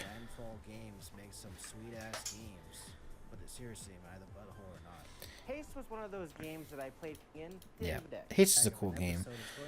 Yeah, I'm gonna skip over Victory Heat Rally. There was this joke where I had my kid come up and punch me in the nuts. That's the only funny part about this. I actually had 2 jokes written. Where there's gonna be an anticlimactic joke where it's like, hopefully no one comes out of nowhere and punches me, but then nothing happens. And then I had a joke where she does come out of nowhere and punch me, so I'm glad that she did do that, because then it made the joke funnier. But I had one written where she didn't do that, then it was there was just gonna be anticlimactic, and it would have been funnier. Unbeatable, unfortunately, was the only part where I didn't have any jokes written, because I just wanted to just talk about this game, because I didn't have anything to talk about this game. But this was just the demo. But I will say, now that I'm doing the director's commentary for this, that the actual game, I played through the entire game, at least the story. I did a little bit of the arcade mode. I had a hard time figuring out the controls when I was playing the demo, but actually playing through the game and actually not trying to rush through this for the gaming hour, just playing it for fun. This was a awesome game. The ending felt like a little weird, but like once you got it, you're like, oh, I get it now. But yeah, Unbeatable was a cool game. I'd highly recommend playing it. And then the unfortunate part with the indie grab bag is I spend way too long with this Astrobot bit. But I felt like Astrobot would have been a funny like repo thing. Yeah. Yeah. And this is I spend the end of the video with talking about my friend Red Eyes Green Dragon. I'm like, go check out his channel. And then I ended, and like that's where I want to do with the indie grab bags. I want to shout out an indie either an indie game developer, an indie game, a creator that covers indie games. So with this one, I covered my friend Red Eyes, who usually covers indie games, and with Volume 2, I shouted out an indie game developer. Alright, we'll talk about... Oh, look, Sticky Hand Man. So, this one actually had a very long pre-production cycle. I'm going to go ahead and put this one on mute, just because there's a lot of swearing in this one. But, I actually used, and I know I broke my own rule, but I actually used Adobe Character Animator with this one, just because, it had the puppet animation thing, but I also did some of my live action elements, and I used Gmod for the backgrounds, obviously. But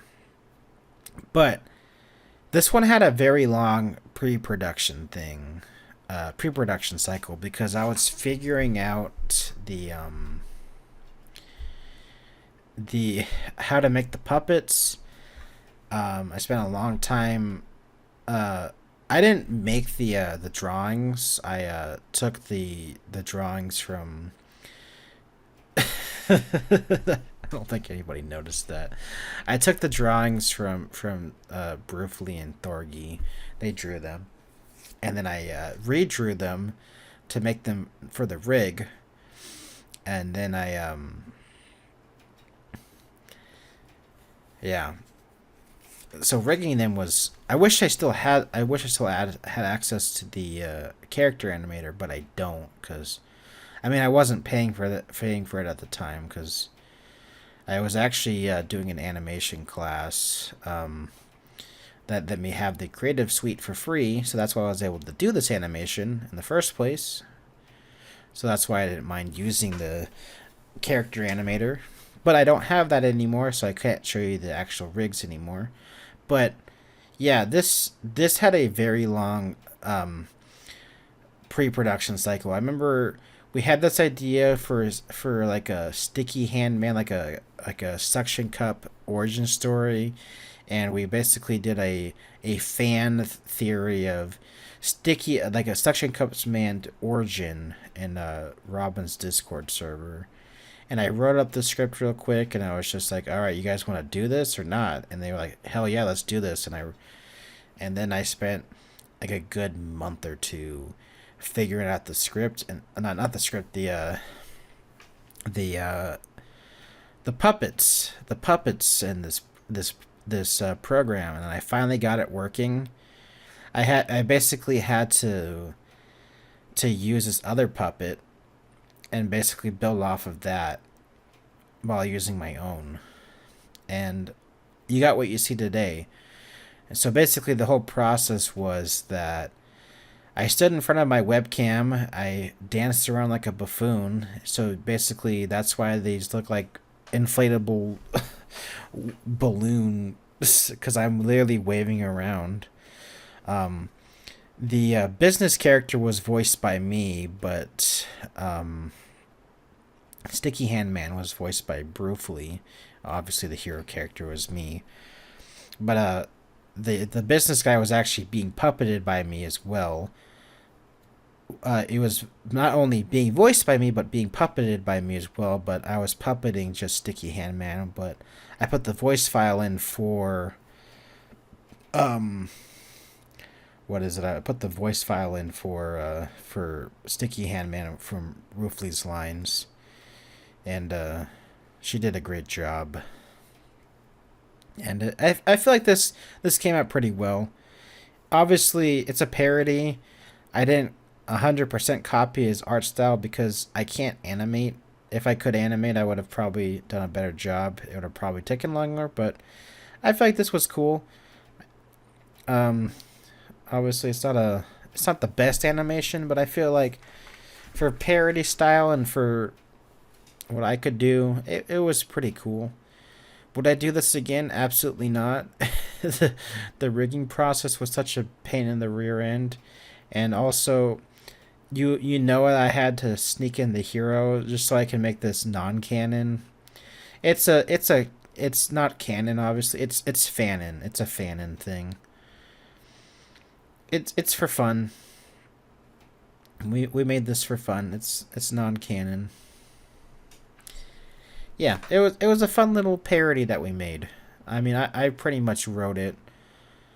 I did most of the work, obviously, but yeah, I didn't draw them.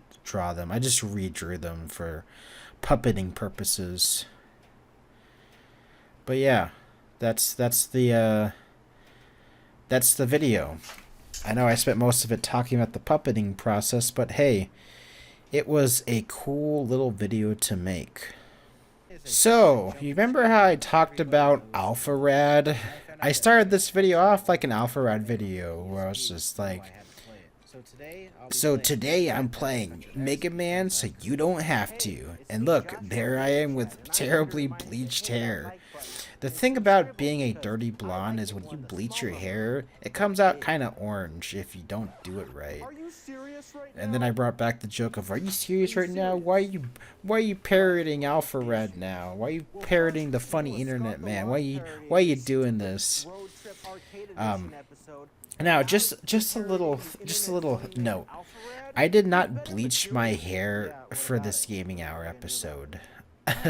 I did not do it for this one-off gag. For this, to do a Mega Man, to do an Alpha Red parody. I did want to do an Alpha Red parody, like on its own, but I ended up recycling into this gaming hour episode.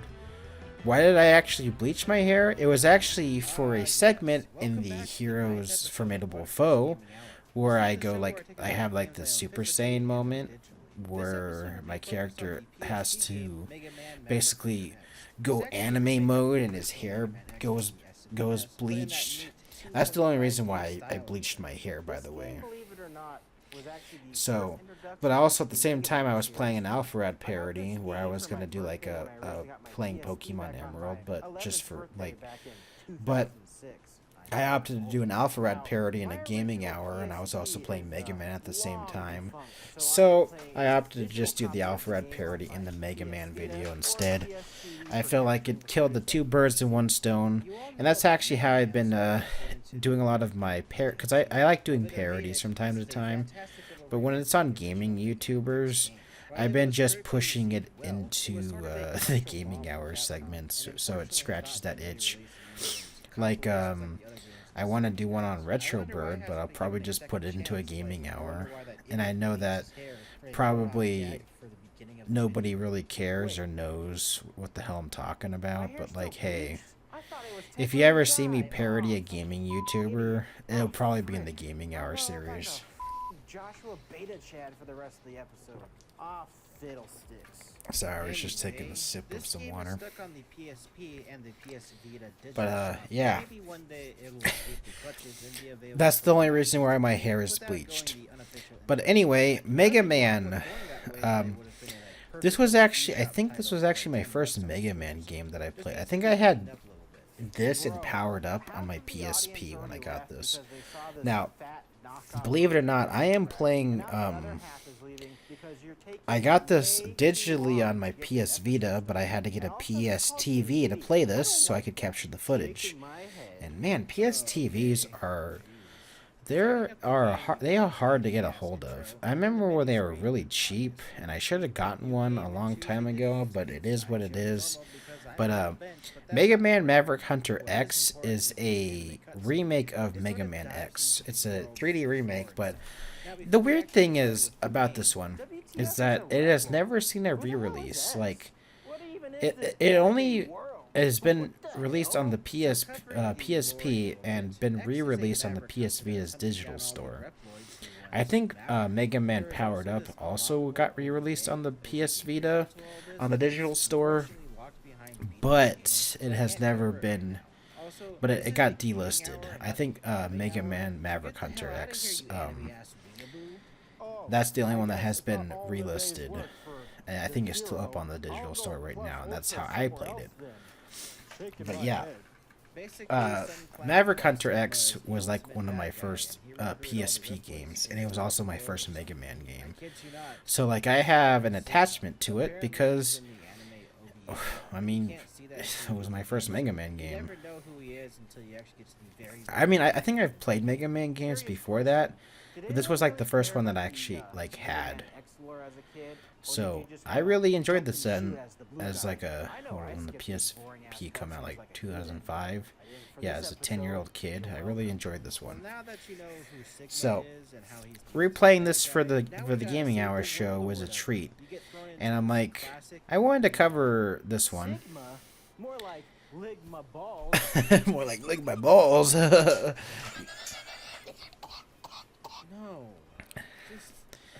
And obviously, I was gonna cover Mega Man eventually, but I wanted to talk about one of the Mega Man games that doesn't normally get talked about, and I know, oh, everybody talks about Mega Man X. I'm like, yeah, everybody talks about Mega Man X, but nobody talks about the PSP remake. I feel like I don't. I mean, I probably just never look it up, but I never see anybody talk about this one because everyone's like, oh, this one. I like this one more. Okay, freaking shoot me or something. Okay. This one, and it's not the voice acting. I just like that it's just cool, okay? I like that it's 3D, and I know the 2D sprite work is cool, but I like the 3D one. I like the 3D one, okay? It's just cool. Oh, this is also a fun little thing. If you see that little, I can't. My mouse is probably not popping up, but the little doohickey, the little doohickey popping up on the green screen next to, you see him next to my hand, yeah. That's the only downside with this episode is that when I was filming during the daytime, one of the light was sticking through my green screen, so that was fun.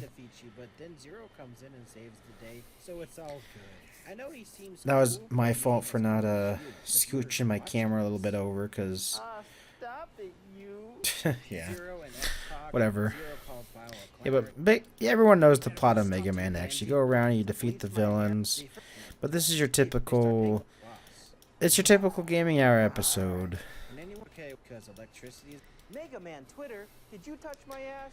I just go by me, Gay Man X. I feel like this joke was underrated because Mega Man X, I'm like, oh, Mega Man Twitter. I go by Mega Man X now, because Twitter now goes by X. It's a stupid joke because who calls it X? Who really calls it? If somebody calls it X in public, you need to run away from them because people still call it Twitter. And by the way, Twitter's cancer free. You shouldn't be using it. But that's just my 2 cents.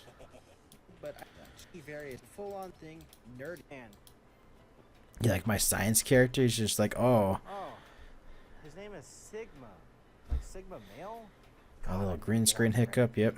Oh, I thought I got them like these powers. Yeah. I feel like this it's not the strongest episode. It's not one of the strongest episodes, but it's a cool little episode that I made. See you on my Earth again. Sure, it was overkill. Yeah, it's a cool little episode that I made, and honestly, I liked it. I like this episode. It's cool. It's a cool little episode. Do I have anything else to say about it? I feel like I focused a little too heavy on the little plot points, and I was pushing my hero character a little too much, and I do apologize for that. Because honestly, I thought that, hey, I'm gonna release my my hero film right after this. It didn't come out until January of 2026. Here, it's my cat. My cat made a cameo in this. You know what I also find funny is that I do the reveal. Oh, he's a furry. This part is oh, it's a furry. I think the funny part. Somebody clip this. Somebody clip this. Somebody clip this on YouTube. No, hold on. It's right here. My mouse freaking appears right here for some reason. I have the stupid Circle Tune. You can see my mouse. I have the Circle Tunes cursor pack where my mouse is the little smiley face. So I don't know why my mouse appears right there, but my mouse cursor appears, but nobody has pointed it out. And here's how I'll know if anybody watches these lookbacks. If you are watching this look back, you have my full permission to go onto the Mega Man episode and point that out. You can even use the timestamp and say, look, it's the Circle Tunes HD mouse cursor at that point in the video. You have my full permission to point it out, because nobody has pointed it out. But if you watch this look back, and I know nobody watches these, I don't know why I make these, but I do. But if you're watching the look back, you have my full permission to watch this. I mean, to watch it. You have my full permission to point that out in the Megaman video, because nobody has pointed it out. Oh yeah, this was the part of the video where like, what am I gonna play next? And then I break the space-time continuum. I was setting up for the time shift episode, by the way, which I didn't do until February of 2026. But anyway, the next episode is the year's second terrible anime. God damn, I was really promoting a series that I wasn't going to touch for a hot moment. Alright, so this video was another video that I made for this animation class that I was in. Remember how I told you I was able to do this video for that Pimations period I did? I was able to use Adobe. Well, I did this one all in Vegas Pro because I freaking hate. So we had to, for this animation class I was in, we were using Storyboard Pro, and I will let you know that I hated that software. It was awful. It was terrible. I hated using it. So I was just like, hey, you can make an animation thing with whatever you want. So I made this this terrible sequel to my already terrible Heroes Terrible anime. Will I make a third one of these? I'm gonna be real with you, I probably won't, but if I do, you can go ahead and say, Watersurf, you need to stop making these. But that's only if I make a third one. I don't think I will, but if I make a third one, it'll be called the Heroes Final Terrible Anime. But if I make a third one, and it's called that, you can say, Watersurf, stop making these. But yeah, this was also to promote the this was to promote the Heroes Terrible anime and the Hero Sidekick. The Hero Sidekick is not out yet. I'm going to film that eventually whenever my friend Daniel, aka Wildwind, has some free time. That one is dependent on him. I even make a joke about it, but yeah, the Hero Sidekick. But the Hero's Formidable Foe has been filmed. It's out now. You can go watch it. That's what I've been promoting this entire time. But yeah, my friend Daniel's just been busy, so that's why I haven't filmed this Hero's Sidekick yet. But yeah, this was fun to make. This was all done in Vegas Pro. You'll be surprised what terrible animations you can do in your editing software, and this is what I made in my editing software. But, you know, I upped the production quality with this one by having the characters have different poses and mouth movements.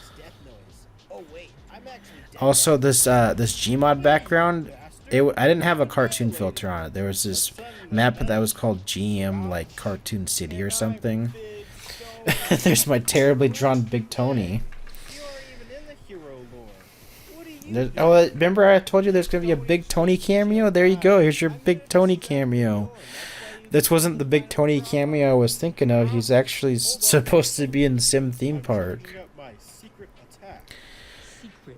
Oh, by the way, I'm working with the footage I had from Red Eyes when he sent me his footage for what is it? The Hero versus the Mike Man. He had this footage that he did for me that I've been using for this series. And that's the whole joke, is that I literally write his character around the footage that he sent me. I haven't done anything else. But yeah, that's this whole joke, is that I made this for this class, but no, I'm not doing this animation major anymore because I got tired of paying for school, because I'm like, what am I gonna do with another major? It's not doing anything for me. But yeah, that's the Hero's second terrible anime. I made it to hold over the hero fans, all two of them. Next up is the importance of credit the creators. So the credit the creators, this is an unlisted video now. Yeah, I unlisted it, not because I'm ashamed of it or anything, but it was just a video that I wanted to do just to talk about my experience with the Credit the Creators newsletter, and I wanted to talk about the benefits that it brought for me, and I wanted to just say that, hey, if you are getting featured or you want to be featured, like, please give this a chance. Like, I wanted to, because I know he's been having a hard time with promoting the newsletter, and like the little things that I can do to help promote it, I'm like, I gotta do something that I can, but this was just meant to be like a little video just to help. And obviously my tiny little channel isn't going to do much for it, but I just wanted to say, hey, this is what this did for me. This is what it could possibly do for you. The downside is that I don't think the newsletter has gotten a anything in like the past like 2 months or so as of recording this.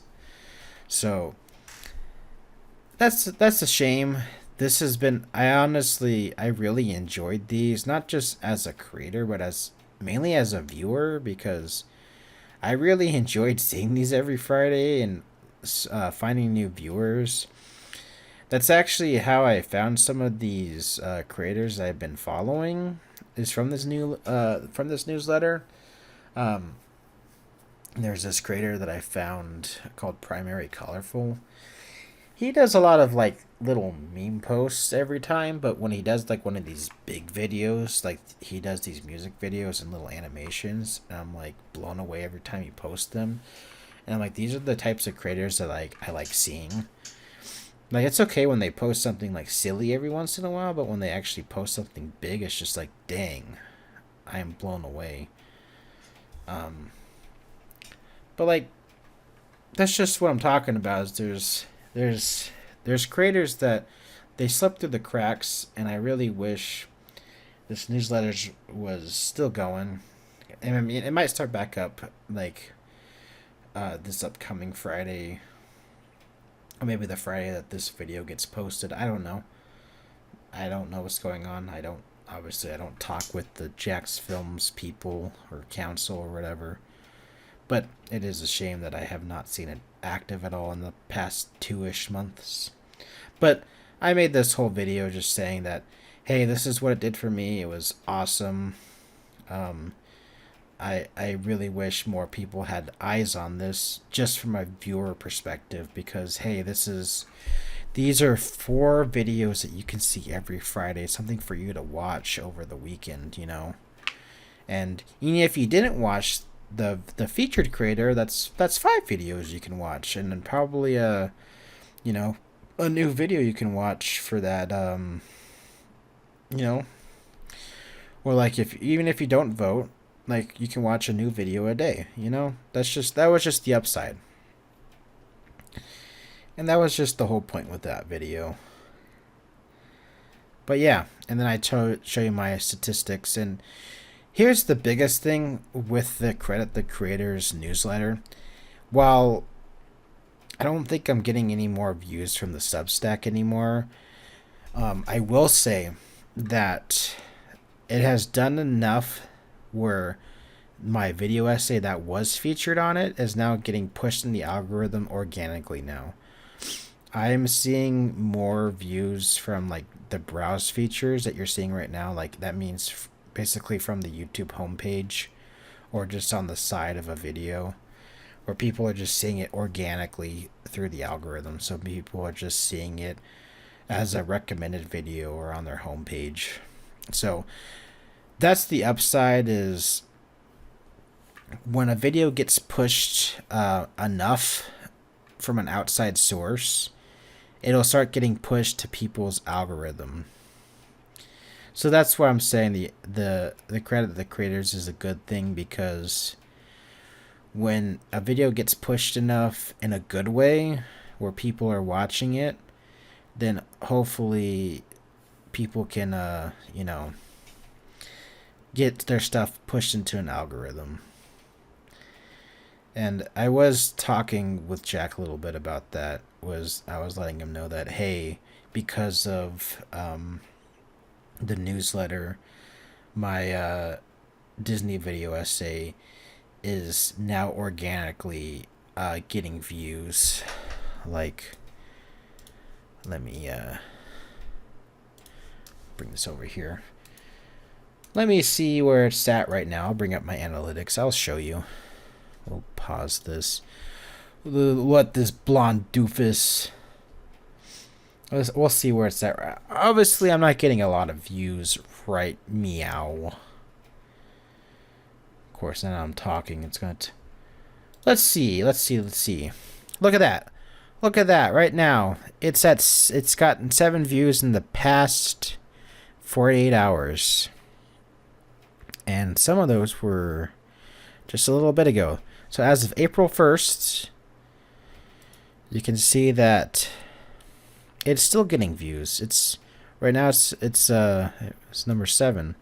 So you can see that it's I mean, it's not like it's getting a billion views, but like it's enough for it to snowball, and it's getting, you know, people are watching it.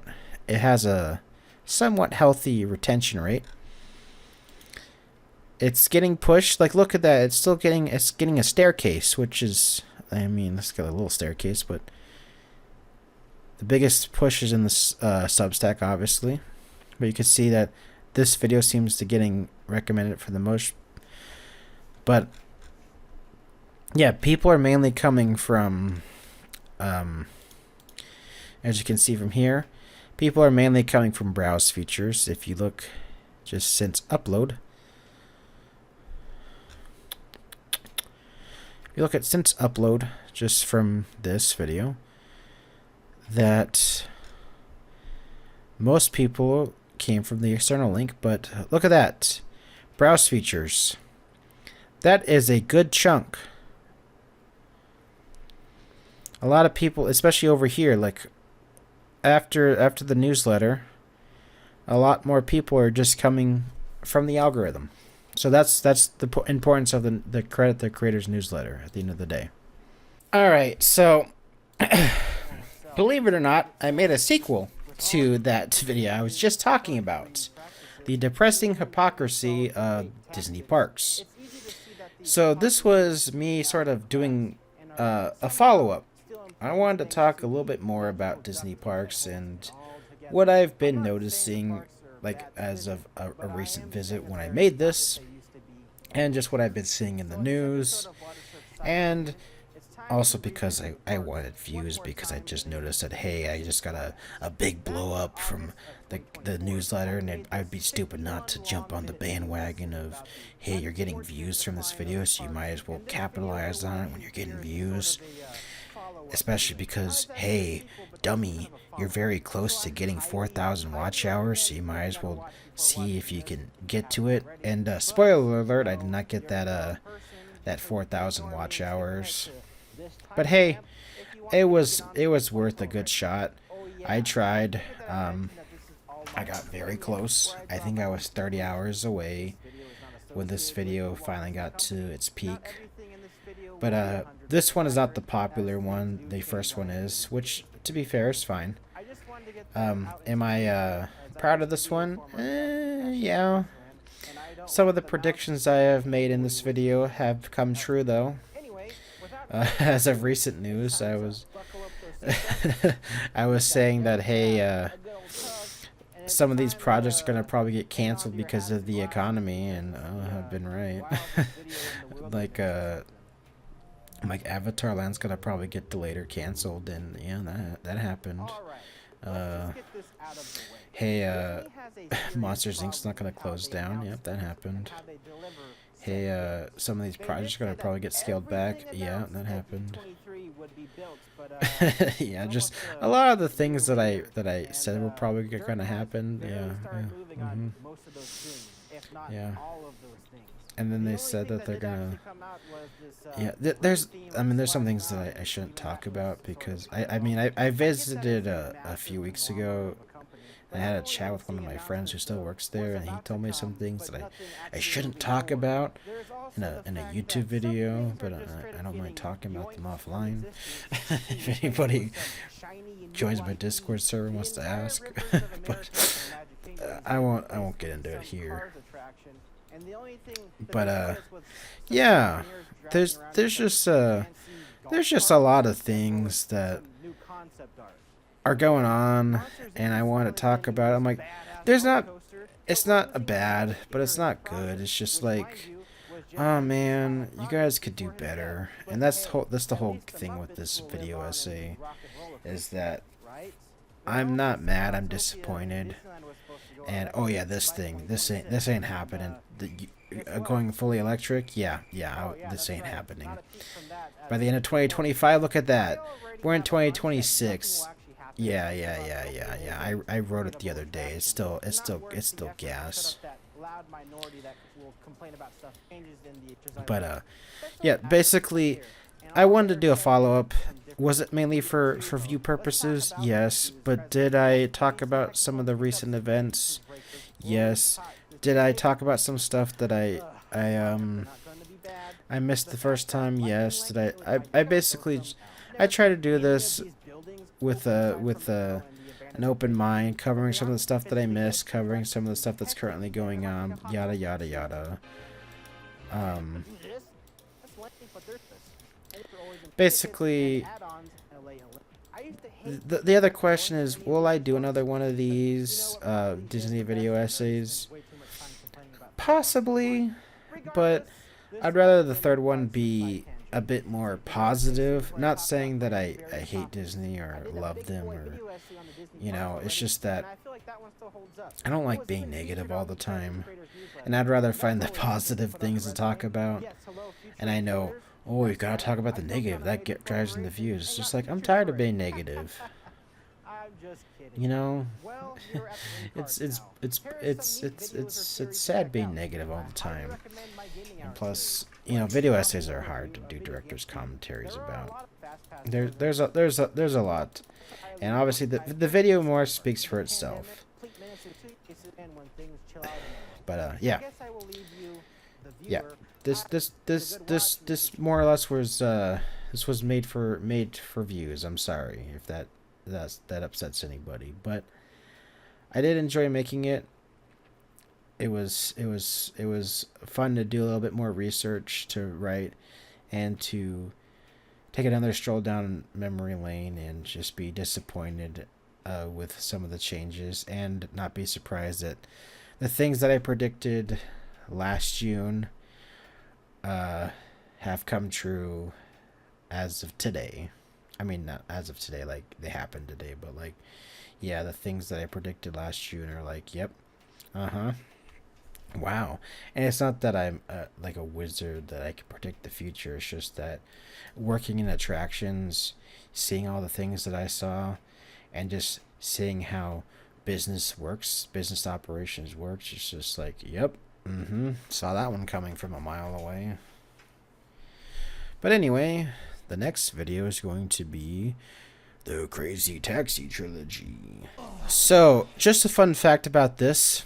I have reused this asset so many times, and I'll reuse that asset so many times more. Do I feel bad about for reusing it? Nope, because I made it once really perfectly, and I'll keep reusing it so many times. I don't know what I'm saying. But anyway, Crazy Taxi Trilogy. Did I buy a Dreamcast just for this episode specifically? Yes and no. I wanted to play Crazy Taxi 2. 9/11 joke. But yeah, I wanted to play Crazy Taxi. I knew there was a Crazy Taxi 2 because of Rebel Taxing, aka Pan Pizza. I did not know there was a Crazy Taxi 3 when I was doing research for the Crazy Taxi Trilogy. I found out there was a Crazy Taxi 3 on PC, so I picked up Crazy Taxi 1 and 2 for the Dreamcast. I picked up Crazy Taxi 3 on PC, and then I found there was a mod that fixes it for PC, and then I did this wacky episode, and I covered all 3 of the games. The reason I did the trilogy was because, I mean, all of the games are more or less the same when it boils down, so it's just like, you talk about one of them, you're talking about all of them. It's not like they're really different that much, but obviously the second one introduces jumping, and the third one introduced like the turbo boost, but apparently somebody in the comments the other day was just like, actually there was turbo boosting in the first one, but yeah. And I'm just like, bro, freaking shut up. Bro, we should start the video already. Ah, jeez, Rick. Yeah, another fun fact, Red Eyes made a cameo in this one too. He was the crazy taxi driver in the intro. He drove me right to the intro. That was the joke. This was also the first time I had somebody say, "It's time to game on, fellas." Why? It's time to game on, fellas. This is also, sadly, this is also one of the lower viewed ones in the series. Not that it's a bad thing. It's just that I know Crazy Taxi probably isn't one of the more popular ones, especially because I'm covering the trilogy and everyone's just like, wait, there's more than one? I'm like, yeah, there's Crazy Taxi 2, 3, then there's the one on the PSP, there's those crappy mobile ones that nobody needs to talk about. I only talked about the trilogy. The third one also released on the Xbox too, but I got the PC version that only released in Europe and Japan. So I had to import that. So my copy's technically in French. Just a fun fact. But also, yeah, I also had the first one on Steam, but it's now delisted. So, oh yeah, the third one introduced jumping. No, it's not. The second one introduced jumping. What am I talking about? Crazy Taxi is a cool game, and Sega's like, we're gonna bring it back, but they haven't brought it back yet. So why delist it in the first place? Why didn't you put the third one up? Why didn't you put the other ones up? I feel like the third one is a cool game. Like the third one is probably the definitive way to play, because the third one brings back the first and second game. I don't know. I feel like this one had some cool jokes. It had some funny jokes. Excuse me, but I did lean a little too heavy into some of the cutaway gags. Yeah, some jokes lingered a little too long. I had this dumb singing joke. I actually sang this for about a minute, but I cut it for pacing reasons. Hopefully, and I will say, yeah, I had that going on for a minute. I think I actually have the file of me singing for a minute, but it's probably best like I didn't sing for an entire minute, because this one was already too long. Yeah. That's the other thing with this episode, is I played with the music muted, and not that I was gonna play with the sound on, because I mean I always mute the audio when I play these games, but sometimes I like using some of the voice lines, or I play some of the audio, and it's not like I do it all the time. But I'm like, what if I do that? But playing this game with the music muted was so freaking weird, like, because the soundtracks for these games, it's like the core of the game's identity, you know. I thought this joke was funny. It's just like, they scrub the brands clean, like, who would be sponsored by these brands? By the way, I used to work at Papa John's. I got this Disney Plus ears when I worked at Disneyland. They gave these out for free on Disney Plus Day. and just Pepsi. Just buy that at the store. I thought that joke was. And then you have the M&Ms in the background, yeah. To be honest, different, but each of the happened. There's also little mini games and all. Yeah. Console. Overall, this was a cool episode. I like how I try to connect my Dreamcast to the internet, knowing damn well it's not good. There's no Ethernet cable connected to the router. And plus, I mean, apparently fans have gotten their Dreamcasts connected to the internet, like through like fan emulation sites. But like, why even go that far, man? Apparently, the Crazy Taxi 2 had DLC that you could download, and I think I mentioned in the episode, but like, that's such a crazy concept back in like 2000 when this game came out. Yeah. Yeah, see, I did play some of the sounds. Maybe I was being over dramatic about like I Tell me where each of you need to go, but one at a time. Yeah, see, tell me we've got to go one at a time. The best theme park in the world. Kiss on the lips, but don't card jump. overall, Crazy Taxi 2 may have brought some recommend. This new glitter. Yeah, I'm yeah. Honestly, it's a fun little game. I like the third one the best, just because I felt like, because you can go back and visit the places from the first two games, so I feel like that was cool. And then the first game also got a facelift, added some new areas, but the random lag spikes was weird. Recreate the fun. Other than that, yeah, I don't really have much else to say about this episode. I feel like this was a weird game to pick for the 10th episode, but honestly, I didn't know what to play for the 10th episode. But I'm like, F it, Crazy Taxi, I guess, because that'd be a crazy episode to do, right? But you know what? I'm glad that I did Crazy Taxi. It was a good 10th episode to play. But hey, let's talk about Super Mario Sunshine. It's supposed to say Mario Sunshine. Alright, so Super Mario Sunshine marked the beginning of an interesting era of the Gaming Hour series.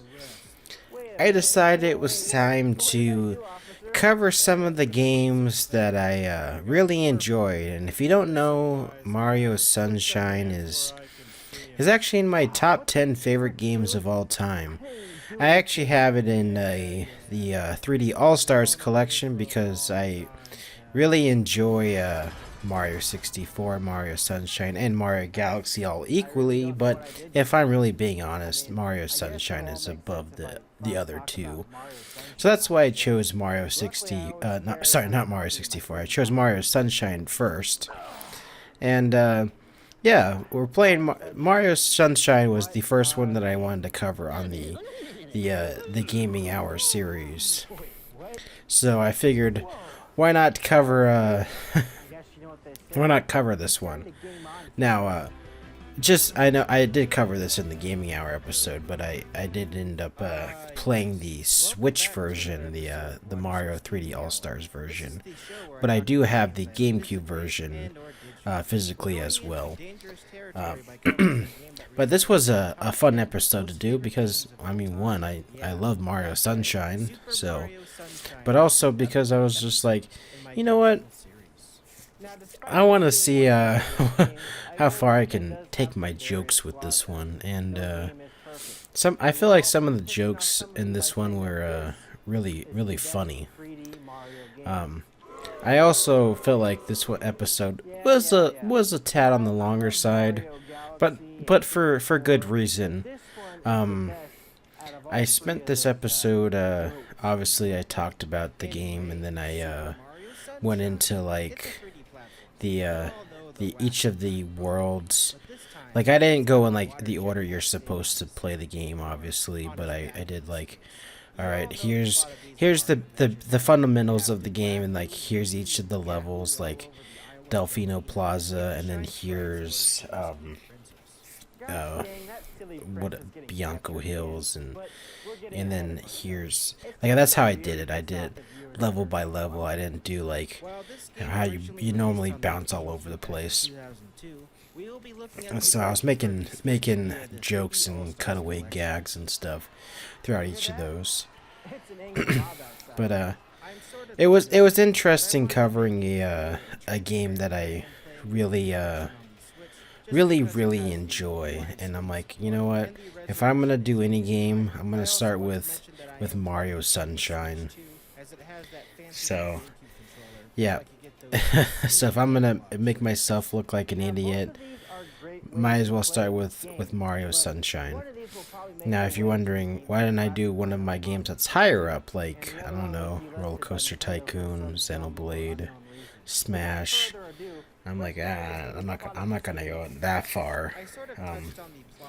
But yeah, basically these, because with the first 10 episodes, I was just kind of feeling out the series, but with these next 10 episodes, which I'm kind of still in that arc right now,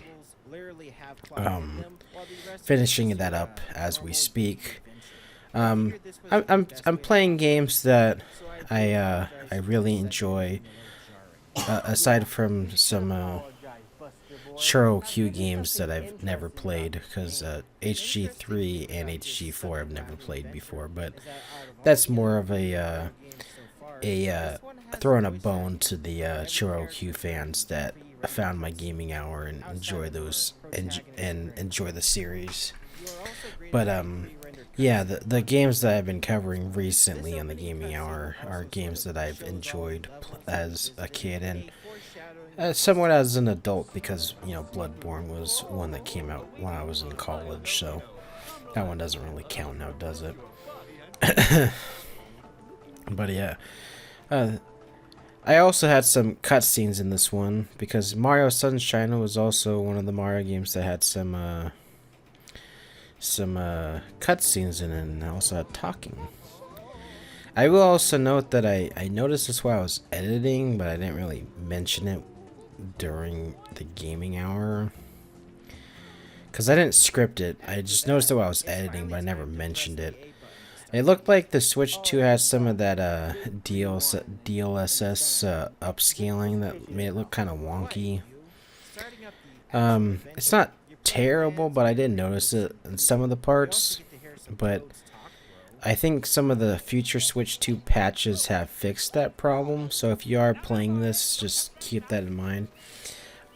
I also feel like this joke went over some people's heads. This one where Shadow Mari staring at you, and then I put myself right there, like right, you'll see it because I have this little bar at the bottom.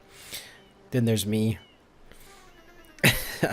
Normally it's not supposed to be anybody there, but I put myself there. Yeah, that was funny. But yeah, there was a lot of cutaway gags and jokes I could have done. But yeah, then I bring it back to the intro where I was arrested.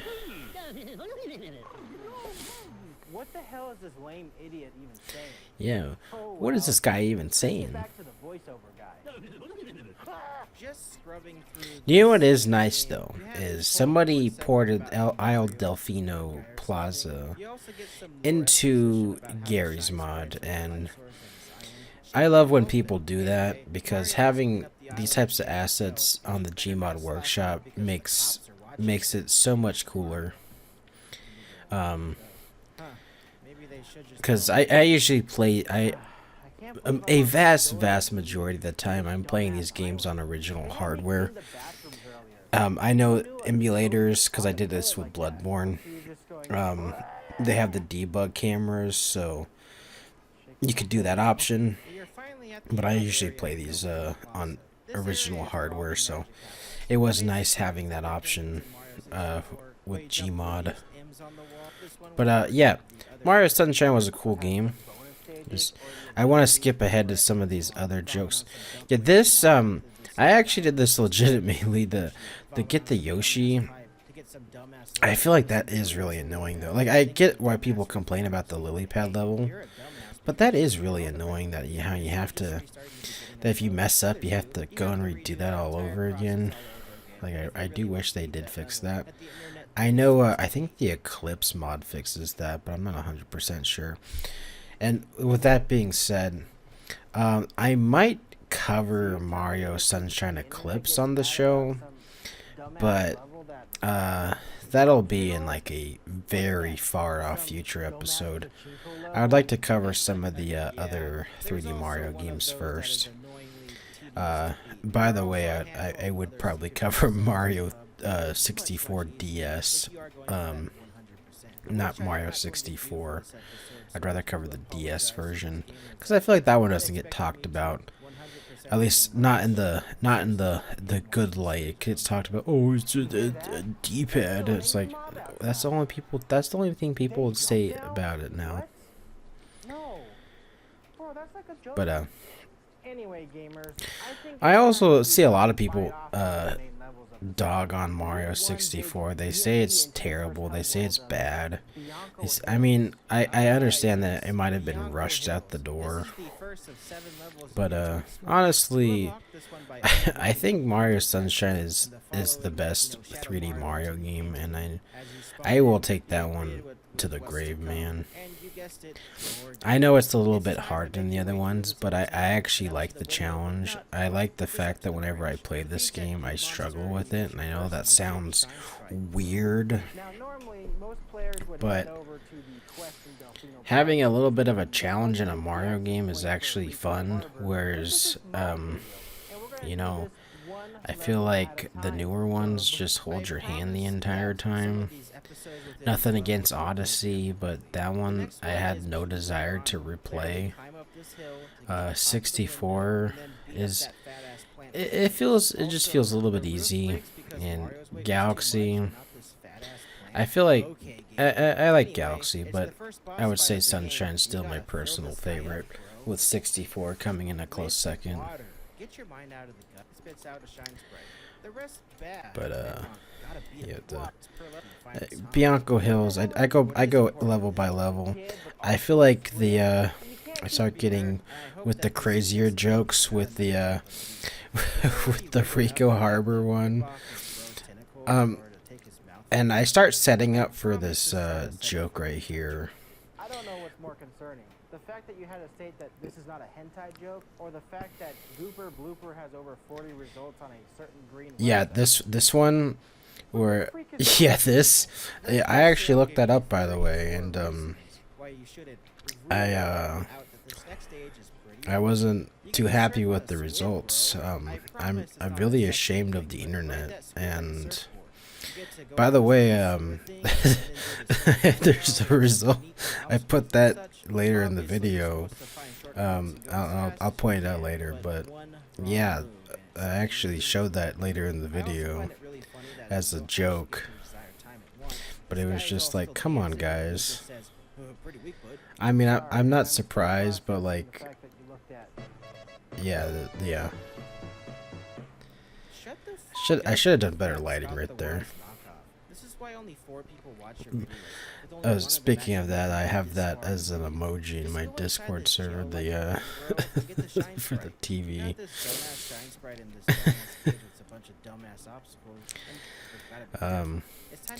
You know, these little sections right here, I do like. These are some of probably the best parts of Mario Sunshine, the little floodless platforming sections. Some of them are a little bit more challenging. The only one I don't like is the Chuckster one. Yeah, and then what is this? The Noki Beach. I'm misremembering. I think this one's Noki Beach. I know everyone complains about the Sandbird, but the Sandbird one's actually really easy. And I know everybody complains about it, but you just have to go on the side of the bird, and then the level's really easy. Yeah, I have a bunch of these jokes of crowd getting angry. And as you could tell, some of the level I just kind of scrub through. And it's not that I can't think of a funny joke, Over there. This is the part giant. but it's just that This thing is totally unsafe. Wahoo! Oh yeah. it's not that I can't think of a funny joke. It's just sometimes you can't really make a joke out of the situation. Yeah, some phonies.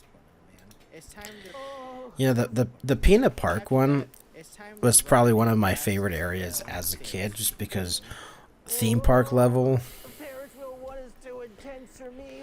Turns out once you climb up the Theme top, park level is always stop cool, while taking a but seltzer. It I goes think back the to roller coaster section when you're fighting Then against go find a Yoshi and Bowser get Jr. so you can is take probably another cool. footless level with But the I also same find it concept. interesting that this one has two You sections jump to get with me up to floodless Oh, floodless you guessed it. Mario. Shadow Mario's back being a goober again. Get the frick out of here. Whoa.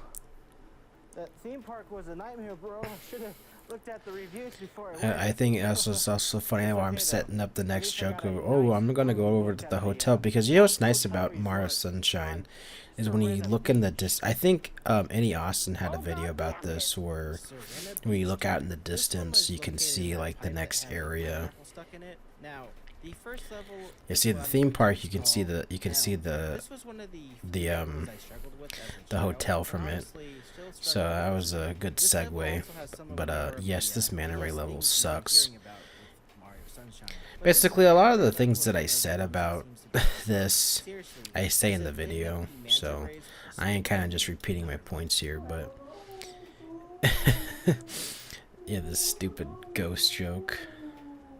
Mansion, hotel, these pink booze with some So wine, this love the part social ups. where Jump you're in off this hotel, jump off you the gotta, with the sorry, I'm card, it's skipping just- ahead. That's still, you gotta go into various different rooms. Yeah. Fun game You design. gotta go in the various different rooms to bust the. Okay, let me rewind. Hold on. You gotta bust to the rooms, go to the various different rooms, and then I bust to the room. Yep, this is actually a screenshot from what I was talking about. And then just to add it on, here's Hatsune Miku Mario just looking at it. Oh, I also have that as a sticker, an animated sticker in my Discord server. And someone was like, "What's that from?" I'm like, "Mario Sunshine video." And they're like, "Oh." And it's not until you actually look at it and you're just like, "What the hell?"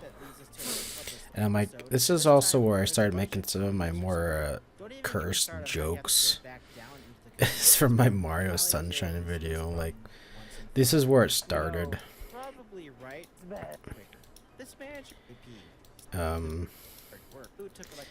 I feel like that was probably like my most cursed joke right there, was with the walk-in housekeeping. Oh, we experienced this first place. Is my least favorite level. I also feel like this is kind of a really quick joke, is the Chuckster joke, where I honestly I hate this this Chuckster level. And yes, this took me like 30 to 45 minutes to beat. I don't remember how long it took me to beat. And it's just because I can't ever figure out how to just get past this. And when you do finally figure out a rhythm, there's like, oh, I'm just gonna chuck you.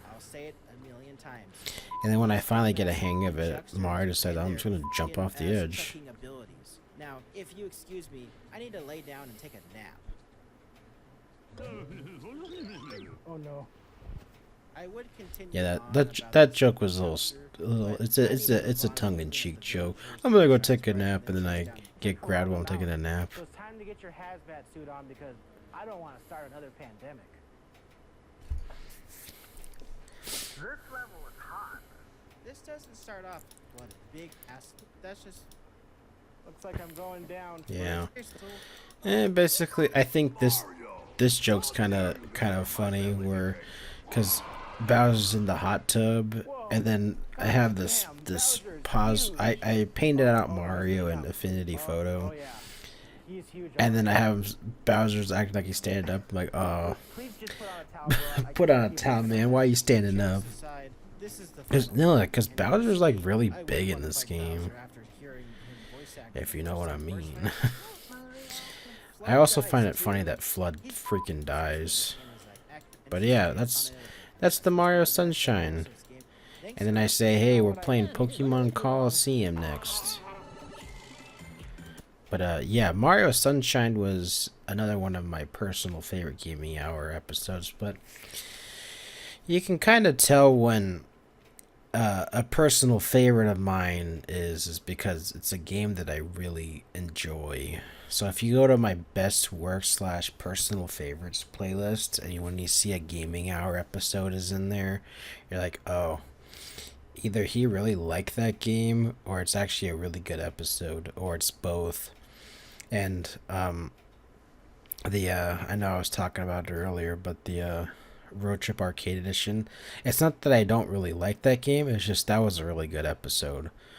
But with the Mario Sunshine one, I really liked this game. While I don't think this is a perfect episode, I just really like this game, so that's why I think this one made it into the best work playlist. But anyway, up next is an interesting video. So this, I'm gonna have this muted, but this trying to stay sane in an insane world video is, it's more of a personal video. And I know that sounds crazy, but, I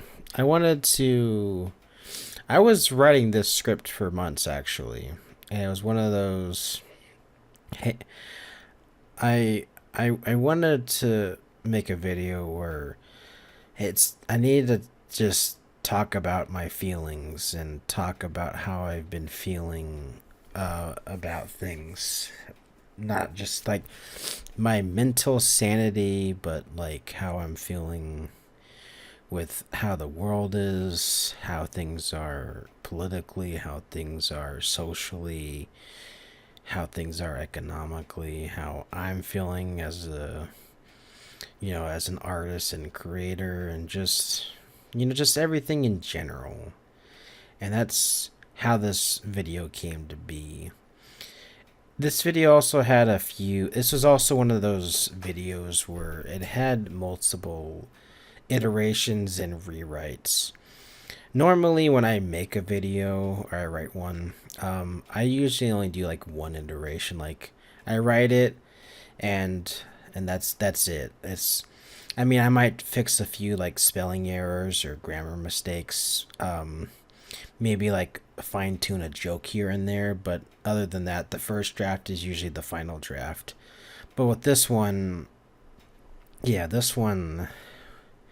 I think this one was actually written around the same time as the Heroes Formidable Foe. It started pre-production around the same time, except obviously, if you can see when what outfit I'm wearing,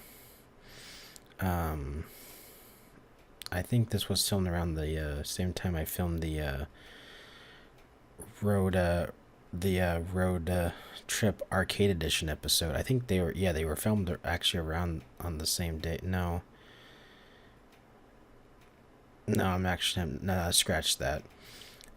Just wearing the same outfit, but I had the bleached hair. Never mind, scratch that. But the important thing was I just need to get something off my chest, and it was one of those, this is how I'm feeling, and if I don't make this, I can't continue with the videos I'm making right now. And I think this was something that I needed to do, and it was something that I'm glad that I did. Because once I did this, it kind of felt like a weight was released off my chest in terms of a creative weight was lifted off my chest, as weird as it sounds. And I know that sounds weird, like, how is making a creative how is making this video make you feel free? And it's just like, sometimes making a video to vent helps out, as weird as it sounds, but this one did sort of help. And here's the thing is, I still feel like this a little bit, and there's nothing that I can really do to help that. And it's just one of those. Hopefully things will get better as the days progress, but we are where we are, and it is what it is. And that's all I can say about the situation. But I will continue to stay sane in this insane world we live in, and that's all I can say about the subject matter, and that's why I made this video. But yeah, this video still holds up. The only thing that's outdated is the probably the political takes, because that thing changes every single goddamn second. Alright, it's time to talk about the blissful emptiness of Road Trip Adventure, an any Austin parody. So, I filmed this around the same time I did my Pokemon Colosseum video, but I wanted to talk about Road Trip, aka Road Trip Adventure again. So, as you know, Road Trip was the pilot episode I did for the Gaming Hour, but I wanted to do a video essay on it, but in the style of any Austin, where he, you know, he talks about his like, here's some unknown places in Grand Theft Auto, or here's some eerie places in Mario 64, stuff like that. And I'm like, I wanted to talk about the game Road Trip Adventure again. And I'm like, you know, this game has a blissful emptiness about it, but it's like, I like driving around in this game and just listening to the soundtrack, and it's got a blissful emptiness about it, and that's what I wanted to talk about. Yeah, that's right. This video has a sponsor, and that sponsor is and I know it's not entirely one-to-one because obviously it's a parody, but you know, as weird as it sounds, this video still gets views to this day, and I feel like because it works both as a video essay, but it also works as a parody of any Austin style, because I'm like, hey, I'm like, I want to talk more about this very niche PS2 game, but like, I'm like, I wanted to parody any Austin, but I'm like, I didn't want to just do it in a Gaming Hour episode. And this was one of those times where one of the parody ideas that I had for a gaming creator broke out of the mold. And this is also one of those rare instances, as I know this is going to probably be weird to bring up, but this is also one of those rare instances where I stretched out the PS2 footage to be widescreen. Normally, I keep it in the 4:3 aspect ratio, but I stretched it out. I made the option to stretch it out to fill out the screen, because I didn't want to do a background. And if you're wondering, yes, I did put hair clips in my hair, but it's not really noticeable because I have short hair. And yes, I actually did do this whole bit again for my Pokemon Colosseum video, but I will talk about that when I get to that video. But yeah, if you have not played Road Trip Adventure, aka Road Trip, aka ChoroQHG3, I highly recommend it. If you like racing games, or you like RPGs, or you like both, this is a game that I highly recommend. It's also why I did it as my pilot episode for my Gaming Hours series, and it's also why I talked about it twice on my channel. And I will probably talk about it again in the future, because I do kind of want to do another video essay, but on all the ChoroQ games. You see, I also reuse footage from my Gaming Hour. Like, oh yeah, see, I'm smart. I reuse footage. Next you have this snowy mountain village called White Mountain. And in this town you drive out into the But just a little fun fact. I know if you are watching this, this was also new footage, by the way. I went out and got new footage. I didn't just reuse footage.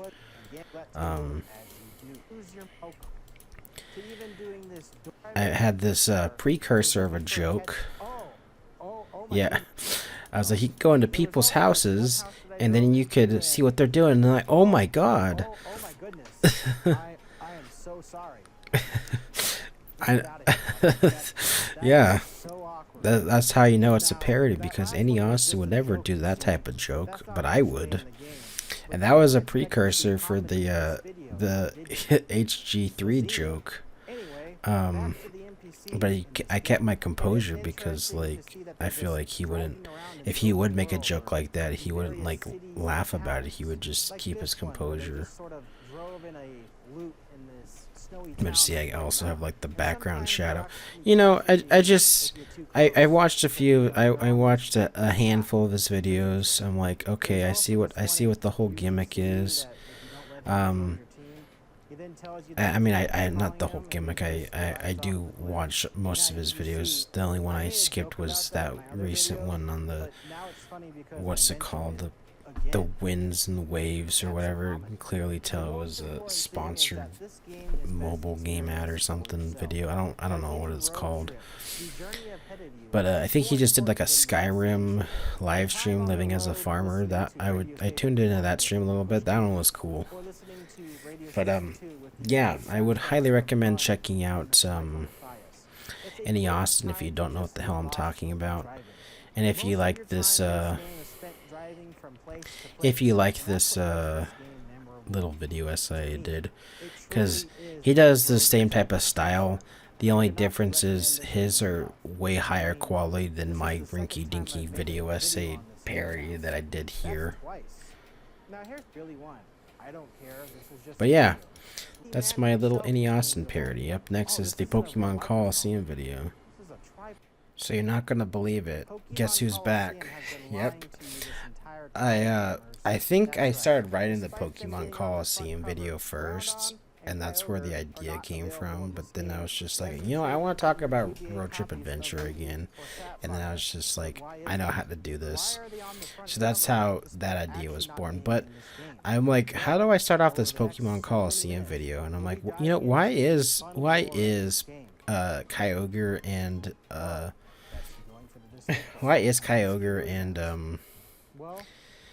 Groundon on the cover, even though they're not in the game?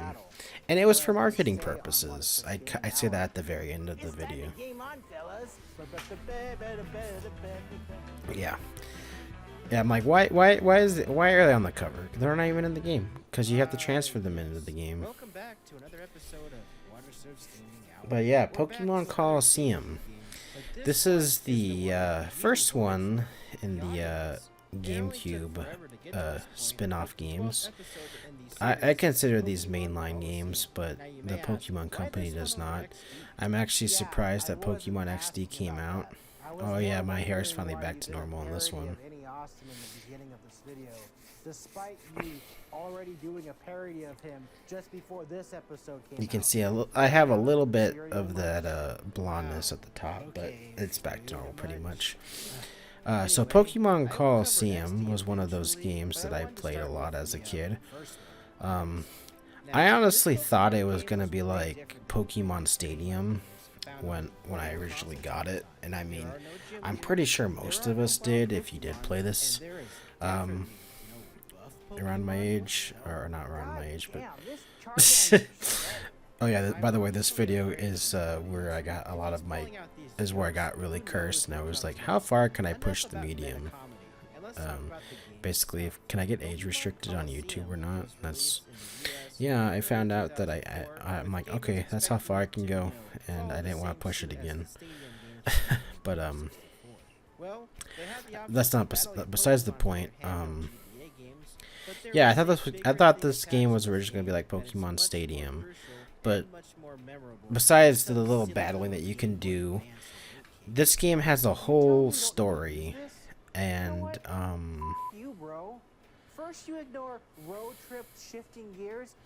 yeah, I made a joke about that, but we'll skip ahead of this right here, because the whole gimmick with this game, not the whole gimmick, but the whole point of this game is the storyline. that's the whole point of Pokemon Colosseum, and the fact that I was able to compress all of this into like a 25-ish minute video is really impressive. I know there's no way a good Pokemon like that can be that swole. All right, gotta catch them all. I missed. Basically, the plot of this game Yeah. is that your guy That's needs that's to go on an that's adventure the through whole your thing region with this and find out the game source of the is bad that you gotta Pokemon. catch shadow I'd also like to Pokemon. mention that this game And only has the first 3 the reason generations of Pokemon Colosseum is a little apologies bit to those harder than the other game ones fans out there. is Sorry, Gallade. Maybe next time. Come on, you can only get outta here. you can only rely off the shadow Pokemon that you get to catch, Let's aka just get started with steal this from the other adventure, okay? With trainers. every Pokemon But adventure, you start you off get to with purify the them later in the I game, named my so character after my actual to make them a name, little bit and you'll see why in a moment. you know, After so they're that, not you stuck get with the greeted shadow with this moves. badass opening cutscene But I think that introduces Pokemon you to XD made it a little bit easier so you can catch wild Pokemon, but I don't really remember. I think Pokemon XD is now available on the Switch 2 Nintendo GameCube Classics, but I've heard that it's had a lot of save issues, so Hey, I know I'll be, when I get to Pokemon XD eventually, that I'll be playing it on the GameCube, the original GameCube, not the Switch Online version. the game starts you off at this little Because red I stop. played this on the Don't original worry about the GameCube. human-sized bag in the back of that truck or the 2 goons that left. But, It's time to walk yeah, in and watch the uh, news. breaking news. There was a big explosion today I think this is at funny. Trilogy. Electrodes We blew up had my to dad's roll it out house. Holy as freak, a, bro. I'm glad he another wasn't in there, electro but play. still, But it is to be also, believed where's that all nobody in the Aura big, region the gives a Honkaroo damn because we Pokemon have at, absolutely nothing going I think on. that was It's funny. Arizona. Speaking of nothing That going was on, a it is foreshadowing wild that this rest because stop bar literally across later in the street opened episode, recently. This I guy have wants this to joke where, Now, you remember how I named myself Joshua in hold Spring? on, let me, Well, the first time I got this so, thing was- I make a joke in my narration right here, where I was just, because I named myself after my real name self, and I remember as a kid, this character he's if you tell this character no, I don't want to battle, he goes, came out, I didn't know about the what are you saying? You're just joshing, right?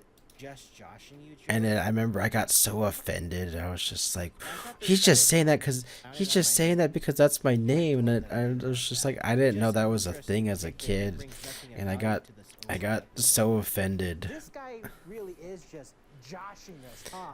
Roll, I remember I got so roll, offended, roll, but roll. This is the first I didn't know that battle was a in the thing game. as a Every battle in it's this like a game is also freaking double 9 or battle, by the 10-year-old way, so kid. get used to it. But It's cool that anyway, the animations are pretty yeah, detailed, the even if they Honkaroo did recycle Pokemon. I some have a of the stuff joke from the Nintendo where I 64 go to the Pokemon Stadium in Anyway, Pirate after you beat that City, guy in the battle, and you I was make your just way like, to the oh, first stop of this I think plot I went by to the going wrong to the place. city of Phoenix.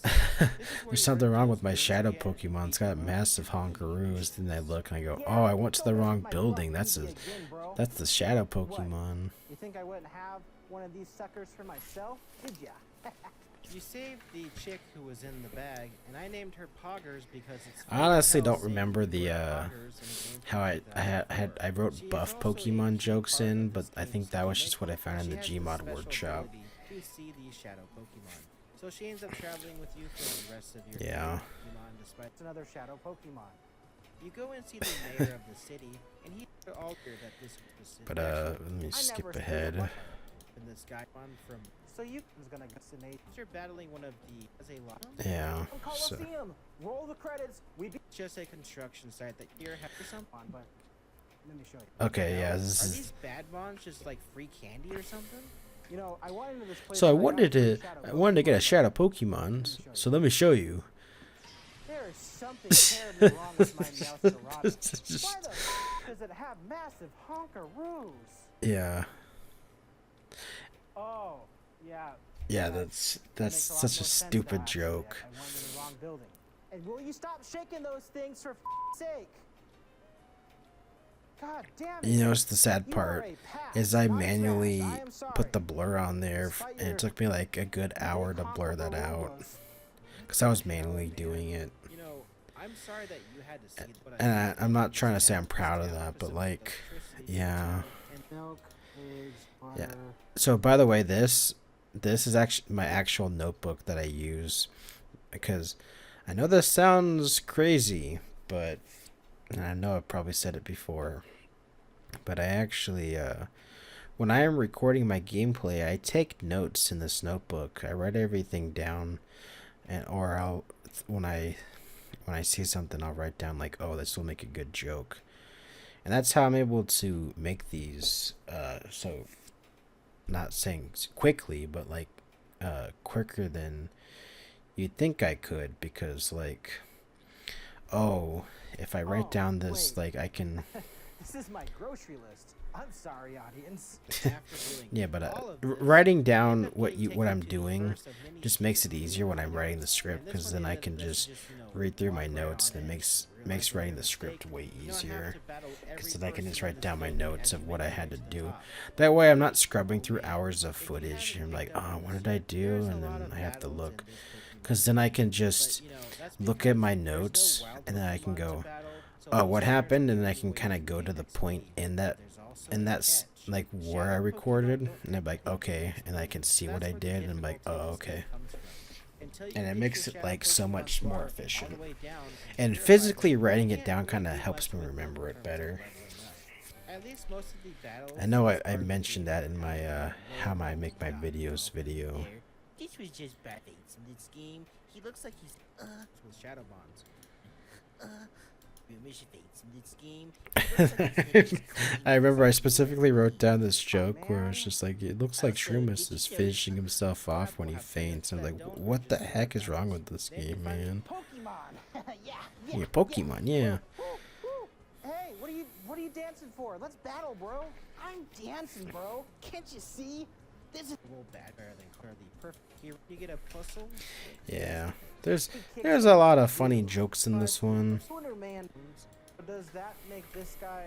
I asked intake from him, but it was all. Do you know what's also fun about this game, and when I mean fun, I mean like unfair, is that they throw a legendary at you like this early in the game, and this is kind of an unfair fight if you're not really good at Pokemon. And that's why like a lot of Pokemon fans will say that they do not recommend this game if you have not played Pokemon before. Because this one's a little bit harder if you've never played Pokemon. Alright, it's time to see if this Alright, it's time to purify this Pokemon in this. And you know, it's funny, I gotta see if this actually works. And I turned the Meowscarada into a regular Meowscarada. I'm like, good. Oh, thank the goddamn maker, man. I could not keep looking at those. Bro, what the hell? You just took out the best You took out the best part of that Pokemon. Yeah, it's fine though. I'm more of a Gardevoir man myself. Delay, Meowscarada, kill that man. Kill that man. Hey, actually an underground town. Some of my jokes, they're tongue in cheek funny. Dead, bro? Yeah, seriously, that's a great question. Yeah, I think that's part's funny. Is that they just run in there and it blows up, and it's like if you don't actually go in there and find out that they blew it up, it just seems like they run in there and kill themselves. They blew up the way, so now you have to go around, bro. Throughout the time. I think as a kid, I didn't actually go in there and look, and I was just like, oh, they actually killed themselves. All right. Then I'm here. One of the about to do. You wouldn't. Oh yeah. Lunar game, dumbass. In the game, but I some Yeah, so I'm getting a little distracted just watching this video. Like, out of all the Pokemon, Yeah. you gotta gross. You know what the most annoying thing with this with the final boss is I wasn't actually fully prepared for the final boss, and it took me way too goddamn long. I had to go back and farm a little bit to beat him. Oh, by the way, Big Tony made an appearance in Pokemon Colosseum video. You know what they say, crime, especially if you had And then look, there's Danny Austin finale. viewer for And by the way, I didn't do the post game in this just because I'm like, there's no reason to do the post game. because two people. And then yeah, that's Pokemon Colosseum for you. If you're wondering what you're looking at, it's the Luigi's Mansion episode. And I know that sounds weird because I'm on a Roblox set, But I promise you that I started this off with a Roblox thing set. Because, yeah, see, I was just like, oh, this isn't the Luigi's Mansion set, this is a Roblox set. And I wanted to start this episode off scary because I was being haunted by my past, my Roblox past. And the joke is that I can never escape my Roblox past because, as weird as it sounds, and I made a video essay about it earlier in this year, as in 2026, is that no matter how many videos you make, the 20-ish videos you made on Roblox will still haunt you forever, even though I've made more live action videos. I've made I've made more live action videos than I've made Roblox. I think I've even made more Minecraft videos than I've made Roblox videos. Yet I'm known for Roblox mainly. But yeah, it is what it is. But this is the Luigi's Mansion Gaming Hour episode, and I started the episode off with, "You'll always be known for Roblox. Haha, that's what will always haunt you." And I thought that'd be a funny way to start off the episode. It's time to game on, fellas. Yeah. So, Luigi's Mansion was supposed to be my spooky Halloween episode.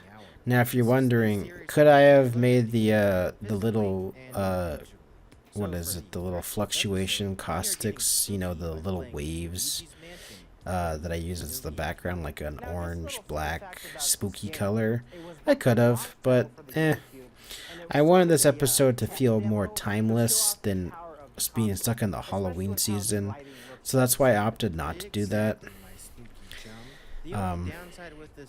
That's why I opted not to do holiday themed episodes. But yes, this technically is the October Halloween episode. But it's more meant to be timeless, be watched any time of the year. So yeah, it just letting you know that it is the Halloween episode. I just didn't sugarcoat it as one to let it sparkle through the rest of the year. But just letting you know that I will probably do Luigi's Mansion 2 for October of this year, and Luigi's Mansion 3 for October of 2027. That seems like a cool thing to do. And if there's a Luigi's Mansion 4, that'll be 2028. But I don't see there being a Luigi's Mansion 4. But if there is, then hey, that'll be a cool episode, now wouldn't it? But yeah, I wanted to get Luigi's Mansion out very quickly because I thought that Luigi's Mansion was gonna come out on the Switch Classics GameCube for the Switch 2. I'm like, that would be a good way to get some extra views, and boy, was I wrong. I mean, I think it came out like a month or two later, so I mean, I think I got a little bit of a boost. But hey, it is what it is. This was also the first time I made a piss pants joke. Just letting you know, I didn't actually piss my pants. I just walked over to the sink and I put I watered my shorts, so I didn't actually pee my pants. I was also wearing a different pair of shorts under it. I just put on a pair of shorts I was wearing the day before. just letting you know, I didn't actually pee my pants. But yeah, Luigi's Mansion is a cool game. I think I've had this game since the game launched. Damn it! And you, stop watching my cringy ass old videos, bro. This is always a funny joke when I bring up old videos. But I was originally gonna do like the climate change one, but I'm just like, you know, it'd be funny if I bring up the Amazing Amiibo Adventure. And it's not that that's a cringy old video, but it's just like no one's gonna expect the Amazing Amiibo Adventure.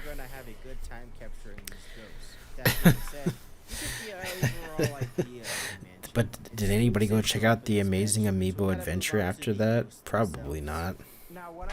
I didn't actually check the analytics if people checked the end cards or not. You know, it's also I think a good thing about this episode. I feel like a lot of the because of the Gmod workshop, not only because the mansion was available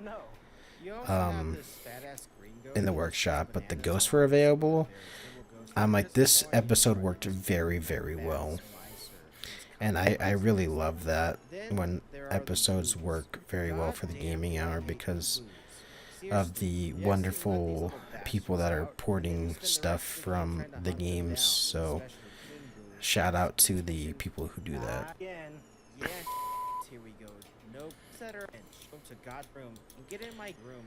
But yeah, this one, Luigi's Mansion is a cool game.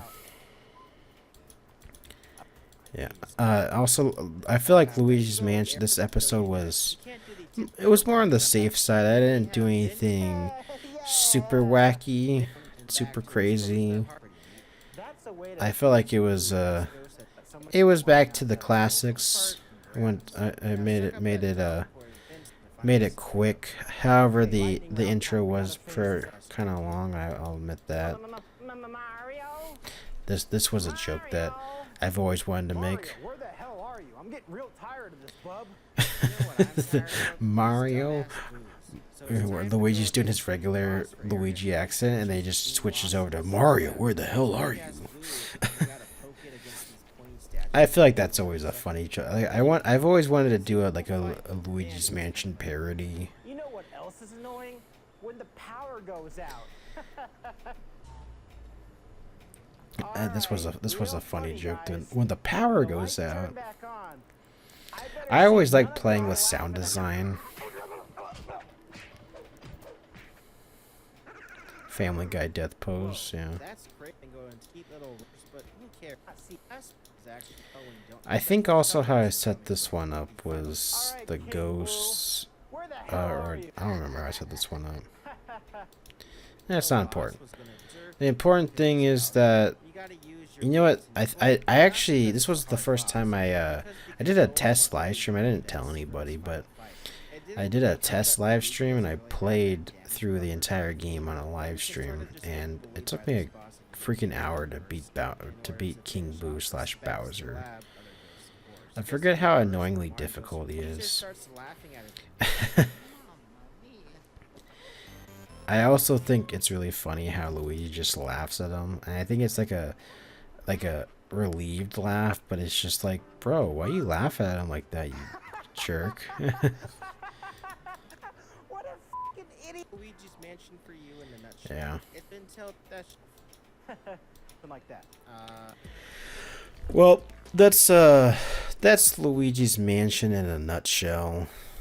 Got nothing else really to say about it. But the next one is the Disappointing Bankruptcy of Hardcore Underground. So this one was a video essay that I wanted to do, but I had to do a little bit of research on, but it was a little bit harder to do because I was kind of feeling around the internet for it, but as one of those, I'm kind of going off gut instinct and like my own knowledge on the subject, because this was a company that I followed, but it's not one that's really well known and not really well documented unless you were like if you knew, you knew, but if you didn't, it was like a blink and you miss it sort of situations. Basically, this was a record label that was based in the UK that they published a lot of I would say more or less it was techno music, and I don't know, that's just putting it all into one genre because it's hard. It's basically UK hardcore, but it's a bunch of different genres. But I would just say electronic music is the overarching umbrella. Yeah, but yeah, that's the overall arcing umbrella. It's electronic music, and they published a lot of music that I used to buy, and unfortunately, a lot of their music was physical only, and that wasn't a problem for the most part. But they started doing digital later in their life, but it was only on their website. But obviously, you know, they went bankrupt, and you know, a lot of that digital music that was on their own servers, it went kapooey, and you know, they just ceased to exist. And the unfortunate thing is that unless you had digital backups or physical copies, yeah, basically those digital copies that that on their own servers don't exist anymore.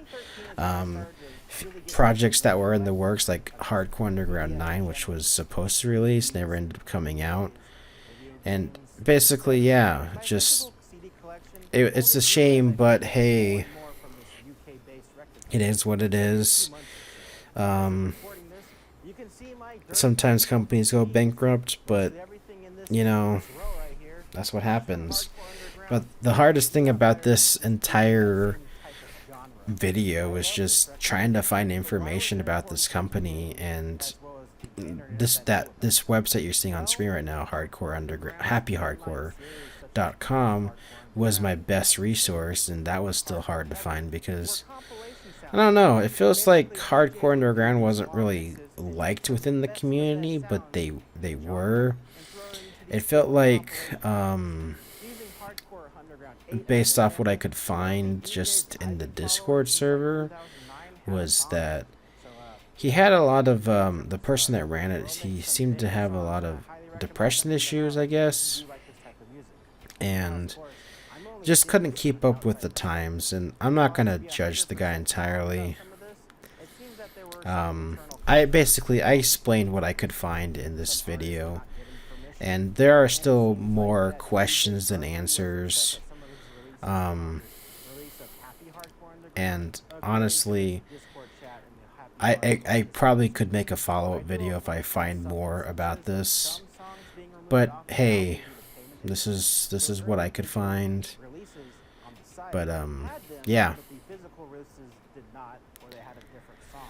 Honestly, I think the day before I posted this video is where I got the most information from. But yeah. The thing is, I just know it was some guy pretty much in his garage, as you can see, that was just posting. He was just trying to fight the big publishing company making cool music, publishing cool music, but unfortunately, you know, just never adopted with the times, and just putting stuff out on Bandcamp at the bare minimum would have been cool. But it is what it is.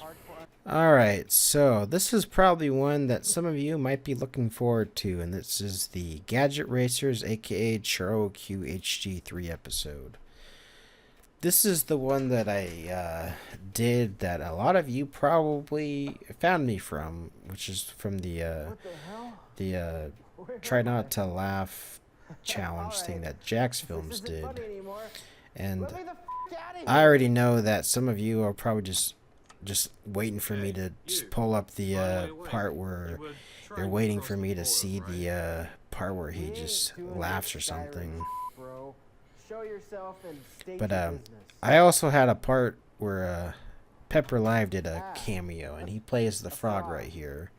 So I know Jackson was just like, Pepper Live, you helped out. He just voiced the frog here. He didn't really do anything else. He just voiced the frog at the beginning and the end of the episode. I just wanted to do the the collaboration feature, so he could get some credit, and people can go check out his channel. So, but yeah, I'm like, you know, it'd be funny if a frog ties me up and is like, I wanted you to talk about the frog section more, because literally I live streamed this game as well, and I spent like a good 3 hours doing the delivery frog quest where you have to deliver frogs to the various people in the game. And I'm like, that'd be a funny joke where I get kidnapped by a frog, and I'm like, I think it went on for way too long, but hey. Also, another thing is Gadget Racers, aka ChoroQHG3, never released in the United States. So this is the only game that I had to emulate so far on the gaming hour. So yeah. Yeah. Unfortunately, I had to yarg it because not that saying I could have imported it, but I don't feel like modding my PS3 or buying a European PS2 to play it. But hey, this was a neat game. It felt like a more polished. It felt like it was a very polished HG2, but it's one of those. It felt like there were things that could have been good if it had certain things. Yeah. But I talked about it in the video.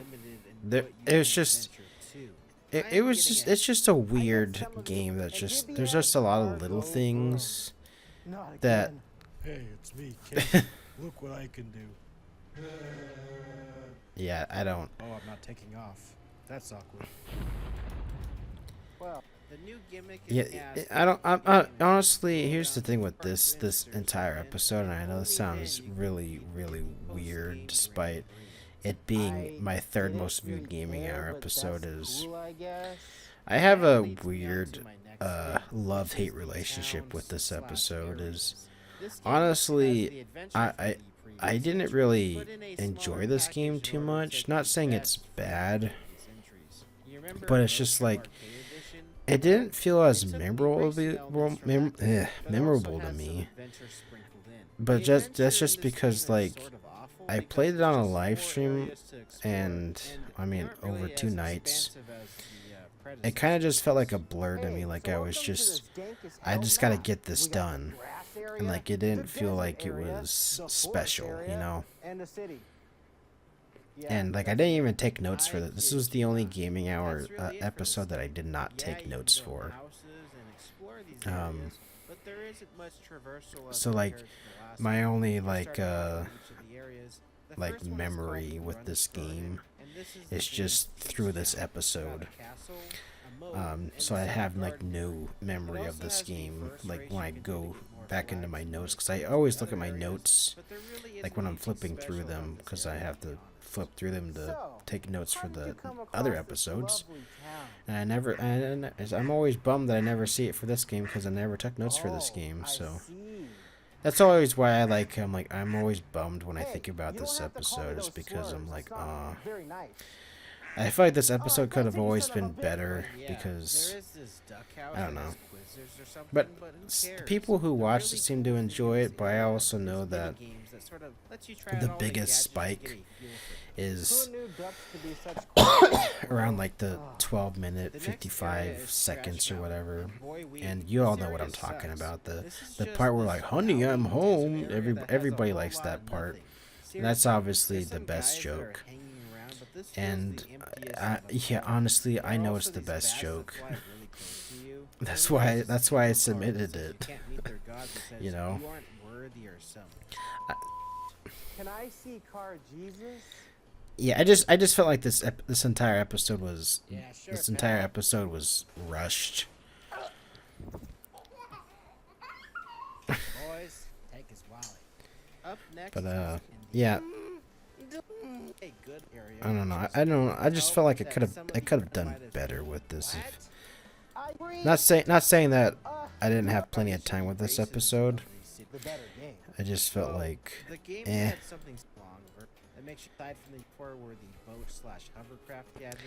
I don't know. There was just something off with this one. But I'll skip to the part everybody likes. I'll skip to the part everybody likes. Yeah, wait, I did the yapping. Hey, this is the get these hover on player cards. So like delivering a name bro. Nobody is West in this game because I didn't really care to. Sort of talking with the locals about Okay. nonsense. I also just find it interesting. I also find it interesting when you just wander into people's house. You'll never know what you'll expect. Honey, I'm home. Yep, this is the part everybody likes. I'm in the wrong house. Yep, and that's the part where I actually cut it. But then there's this part where everybody always forgets about where I walk back in and I'm like, I hope you guys are using lube, and then do like weird creepy like, oh. Everybody forgets about this part.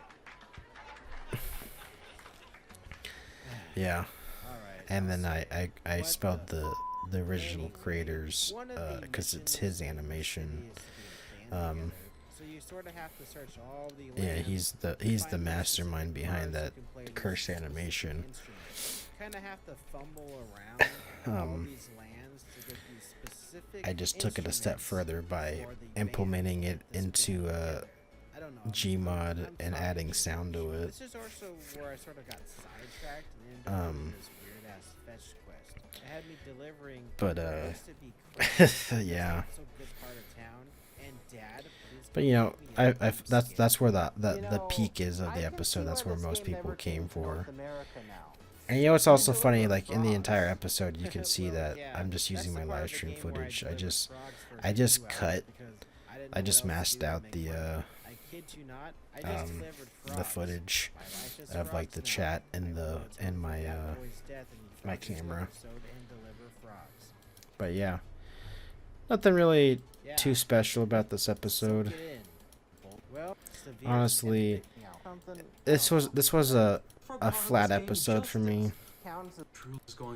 I felt like I could have done better, but you know, I don't know. It was one of those. It was a weird episode for me. I guess I wasn't feeling 100% with it. But hey, some people liked it. I know people liked one of the jokes really specifically, but it is the third most viewed in the series, and I guess we'll see how I followed up with ChoroQHG3 but we'll follow it up with the parasocial relationships we all have.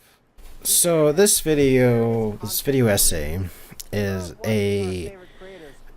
it's a video that I knew I was gonna probably get some flack for, and I only got one comment that seemed to not get what I was going for, but I got a lot of other comments that were like, oh, okay, I get what you're going for.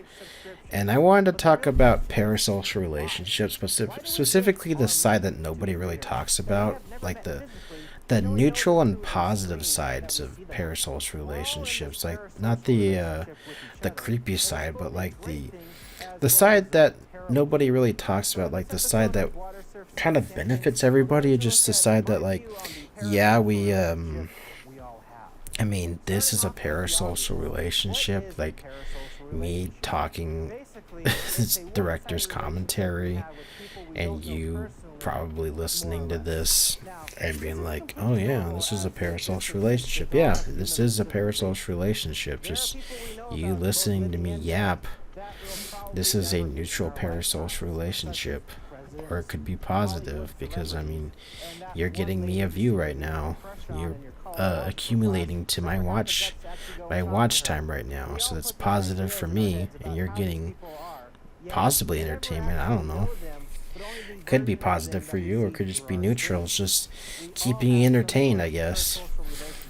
But everybody, whenever they bring up parasocial relationships, they're like, oh, it's bad because Johnny thinks that Susie, the creator, is his best friend, but she doesn't even know him. Like, yeah, I get there's the bad sides of it, and that's what I talked about in the video. I'm like, yeah, there are bad sides of it, but like most of us aren't weirdos. Most of us understand the boundaries of parasocial relationships. Like, I understand that I'm not gonna go to my favorite creator's house and be like, hey, you want to hang out? It's like, no, I'm not gonna do that.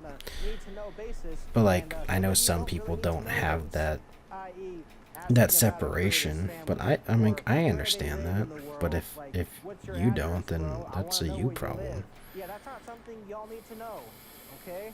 Now you may think. But yeah, that was the whole point of this video. Again, with my video essays, I feel like they kind of speak for themselves. But I never want to know what shoe size they are or how their feet look. Yeah, I think most of us are on that boat. But where it gets a little weird, it's when we start to imagine how this person. But yeah, I feel like I'm muting my video a little bit, but with me personally, I'm a type of creator that I'm just wanting to make entertainment, and with my video essays, I do show a little bit more of my personal side, but I'm not showing everything. So yeah, it is what it is. Next video is going to be Sim Theme Park, which is going to be our last gaming hour for 2025.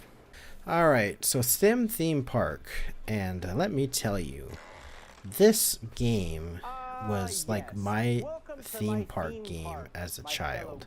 And obviously Roller Coaster Tycoon was there as well, but this one was also there. And obviously this one was there for a lot of people, because this is also one of my like videos that gets a lot of views constantly, and it's mainly from Google searches. But yeah, that's also another fun thing is that people like this video. It's also getting a lot of views, and you know it's also funny. What the fuck?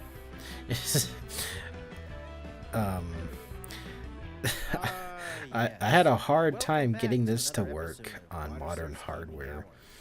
I will let you know that I went out, I got a Windows XP laptop to see if I could get this to work, but I couldn't get capture footage. I had a hard time getting my capturing to work on it. So I'm just like, dang, I'm out of options then. I guess I guess I'll play the PS2 version of this. But then I found a patch on the archive, or basically the Internet Archive, that basically fixed all of my issues. And I mean, you see there's a little bit of a hiccup right there, but other than that, I never had any issues with this game, aside from like, yeah, you can see in my footage right there that my capture data was a little wonky, but that's nothing that editing magic can't fix. But yeah, this was basically next to a miracle that this video ended up coming out. I think I had to use OBS, or I think OBS or Bandicam. There's OBS or Bandicam to record, because Steam Recorder wasn't working. Fraps would make the game crash. No, I think I had to use OBS, because Steam Recorder wouldn't work. Fraps would make the game crash, and Bandicam would make the game crash as well. Oh yeah, this joke was talking about how my original disc copy, because I went out and bought another disc. My original disc copy was scratched or something, or I don't know what was wrong with it. Where I was only able to play the dinosaur level, the Lost Kingdom, and if I tried loading up any of the other levels, I could never. The game would glitch out and crash. So I only got to play that one. So most of my memories were from the Lost Kingdom level. So it was a treat to actually finally get to play the full game finally. Bullfrog Productions was one of the many developers. Oh yeah, I was also talking about how EA likes to kill every company they make, every developer they make. But anyway, this is a miracle that this episode was ever made. But I'm not saying it was Atari also did a very better job interesting of to make preserving the a legacy of that game.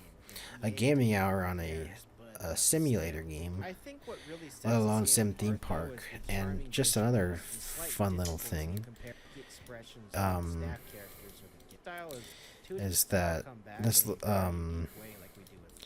Really into is 2D image. But when I like is that I talked about my green screen segments, this little segment right here. It was like talking about how there's the 2D spread's not 3D image, and it was just like, whoa, look, look at that joke. You get this cool looking effect. 3D, 2D. Yeah. You know what's also kind of annoying though is how I get a bunch of I was getting a bunch of comments on this video like, how do you get this to run on modern hardware? I'm like, bro, I'm not tech support, leave me alone. Sorry, I'm skipping ahead. This is where the thumbnail comes from, but I find it funny that because there's this part where you can like raise up their research level and they get the stupid face. One last thing about the charming aspect of this game, and not like this camcorder mode that makes you But yeah, you'll be surprised how hard it is to write a script.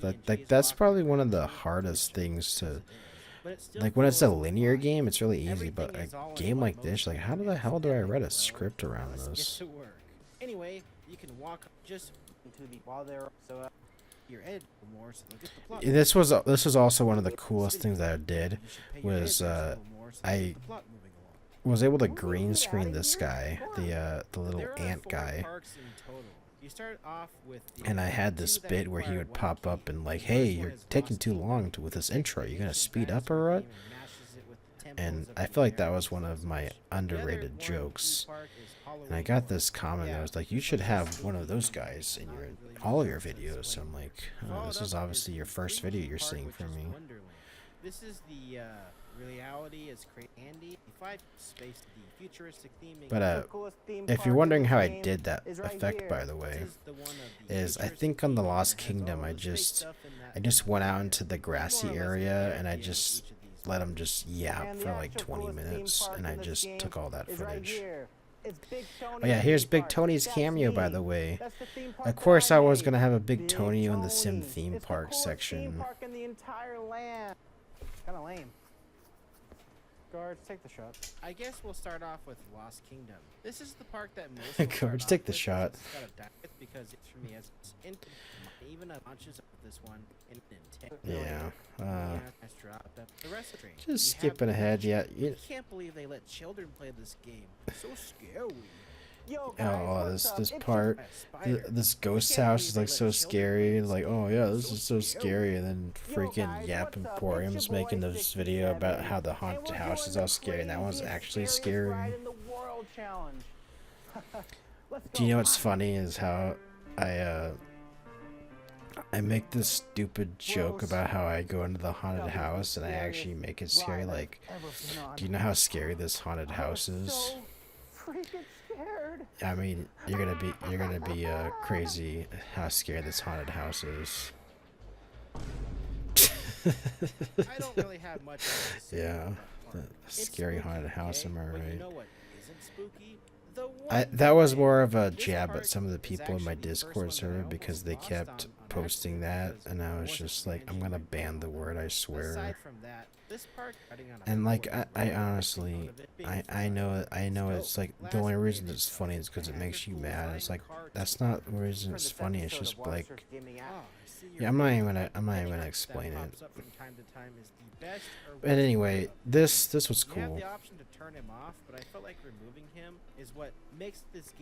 This is probably the best part about this game is this guy popping up and be like, hey, you wanna go make out in the corner? It's just like, what the hell? Get out of here. I better get someone to. Your toilets are getting pretty dirty, but you don't have any cleaners to clean them. Imagine if Have your you thought toilets about look like hiring this. Your some? toilets are getting pretty dirty. One of the various lines at Yeah. the view is also funny as hell. This entire game is a treat and a half, and I'm kind of glad that my video is still kind of getting views on this. This is a really fun ride. Oh no. It looks like you're about to be sued by the U.S. government. I would suggest the country be going to be worth. I did. You know, this is how my. Yeah. Thought it would need.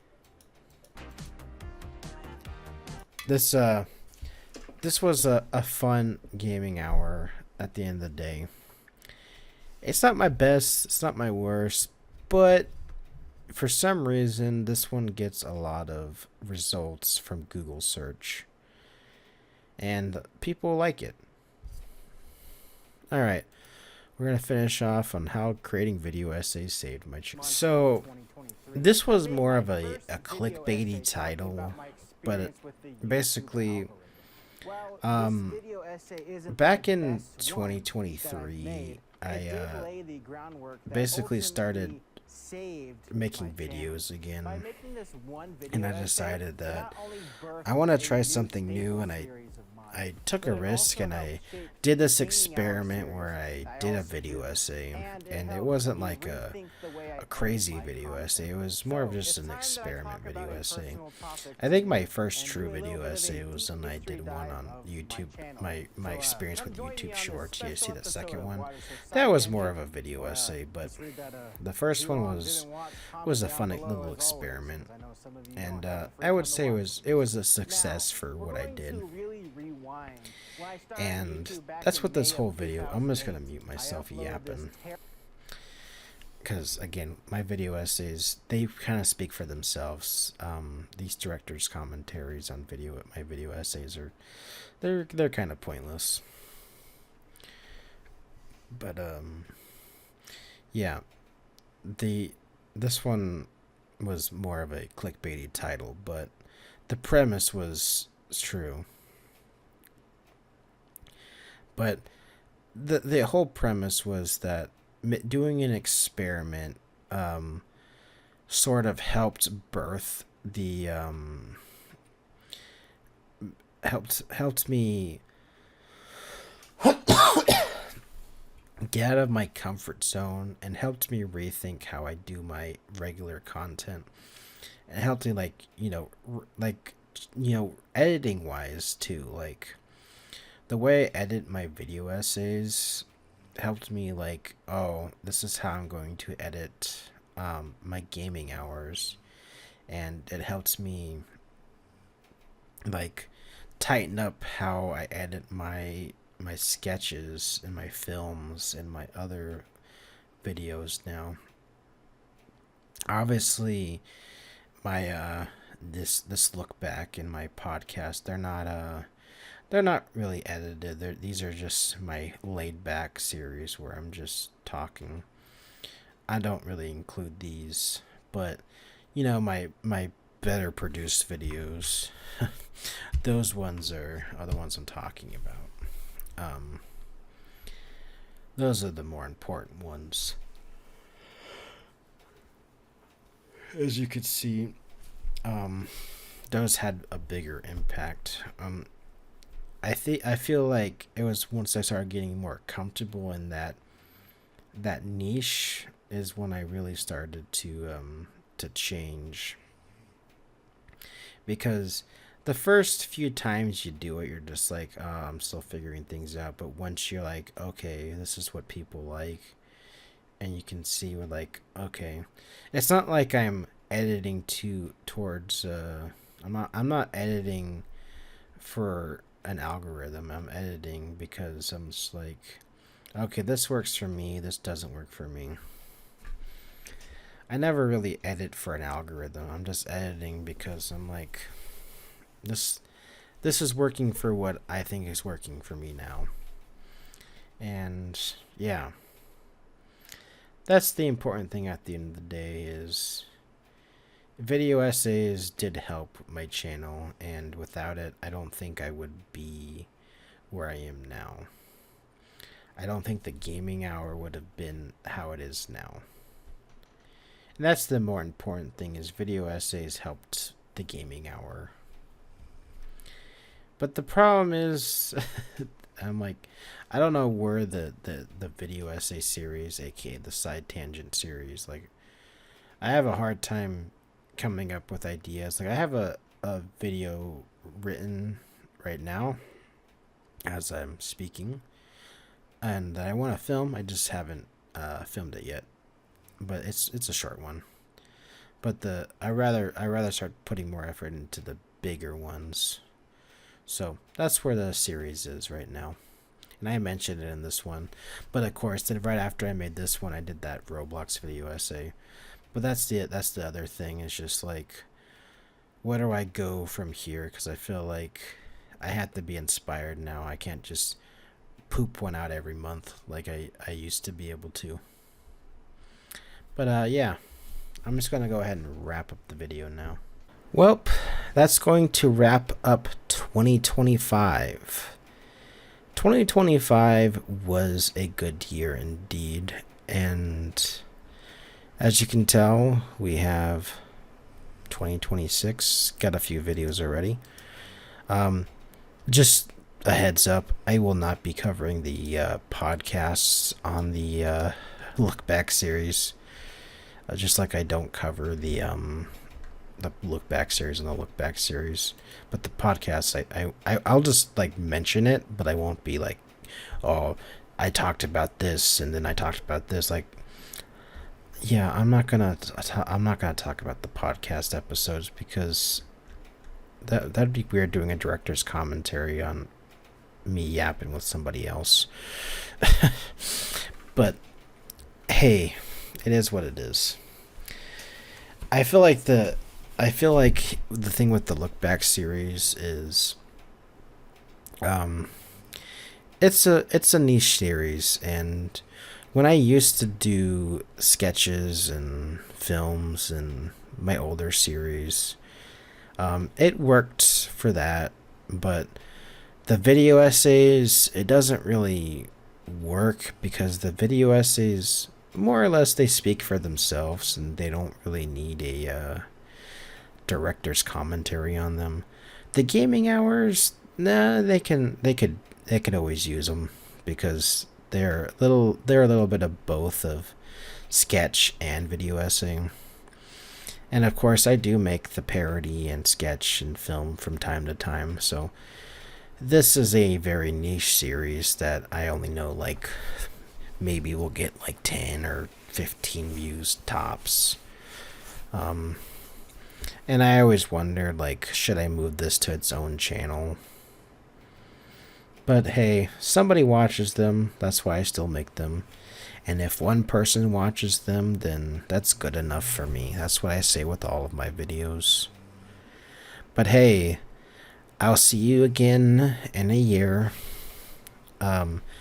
Hopefully, I will put this out sooner. I'm sorry that if anybody looks forward to these series, hopefully you won't have to look back any further. I will try to get these out at the beginning of the year instead of having you wait until April. I was just putting my focus into the Hero's Formidable Foe, and then I just got sidetracked with the Roblox video essay, and then I just forgot about it, and I was just like, you know what, I'm just gonna hit the ground running. And I figured, like, I don't know what to do with Lookback series, and that's why I'm just like, what I don't know what to do with this series anymore. Yeah, but thank you for tuning in to the Lookback series if you did. And as always, there is a playlist of all the videos from 2025 in the description if you want to watch all of them for some reason. But yeah, check out the Side Tangent series, check out the Gaming Hour series, check out the Hero series, or I don't know, check out the videos from 2024. Check out the videos from 2018. Check out the videos from 2010. I don't care. Watch whatever video you want to watch on the channel. I have like literally, if you go on the playlist, you go to Watersurf by the years or whatever I have it labeled under, you can find all of my videos by year. I even have a Google Doc in the description that has everything listed by year. There's even unlisted videos that you can find. You literally have all of my videos that are available online, both public and unlisted. I do not have any private videos on my channel because if they're private, I might as well not even have them on the channel. That's just at least how I view it. And if I had an unlisted video that I didn't want anyone to see, I wouldn't put it on this channel. So that's just how I view it. But yeah, thanks for watching this look back. And if you didn't watch this look back and you just skipped to the very end, cool, I guess. Have a nice day.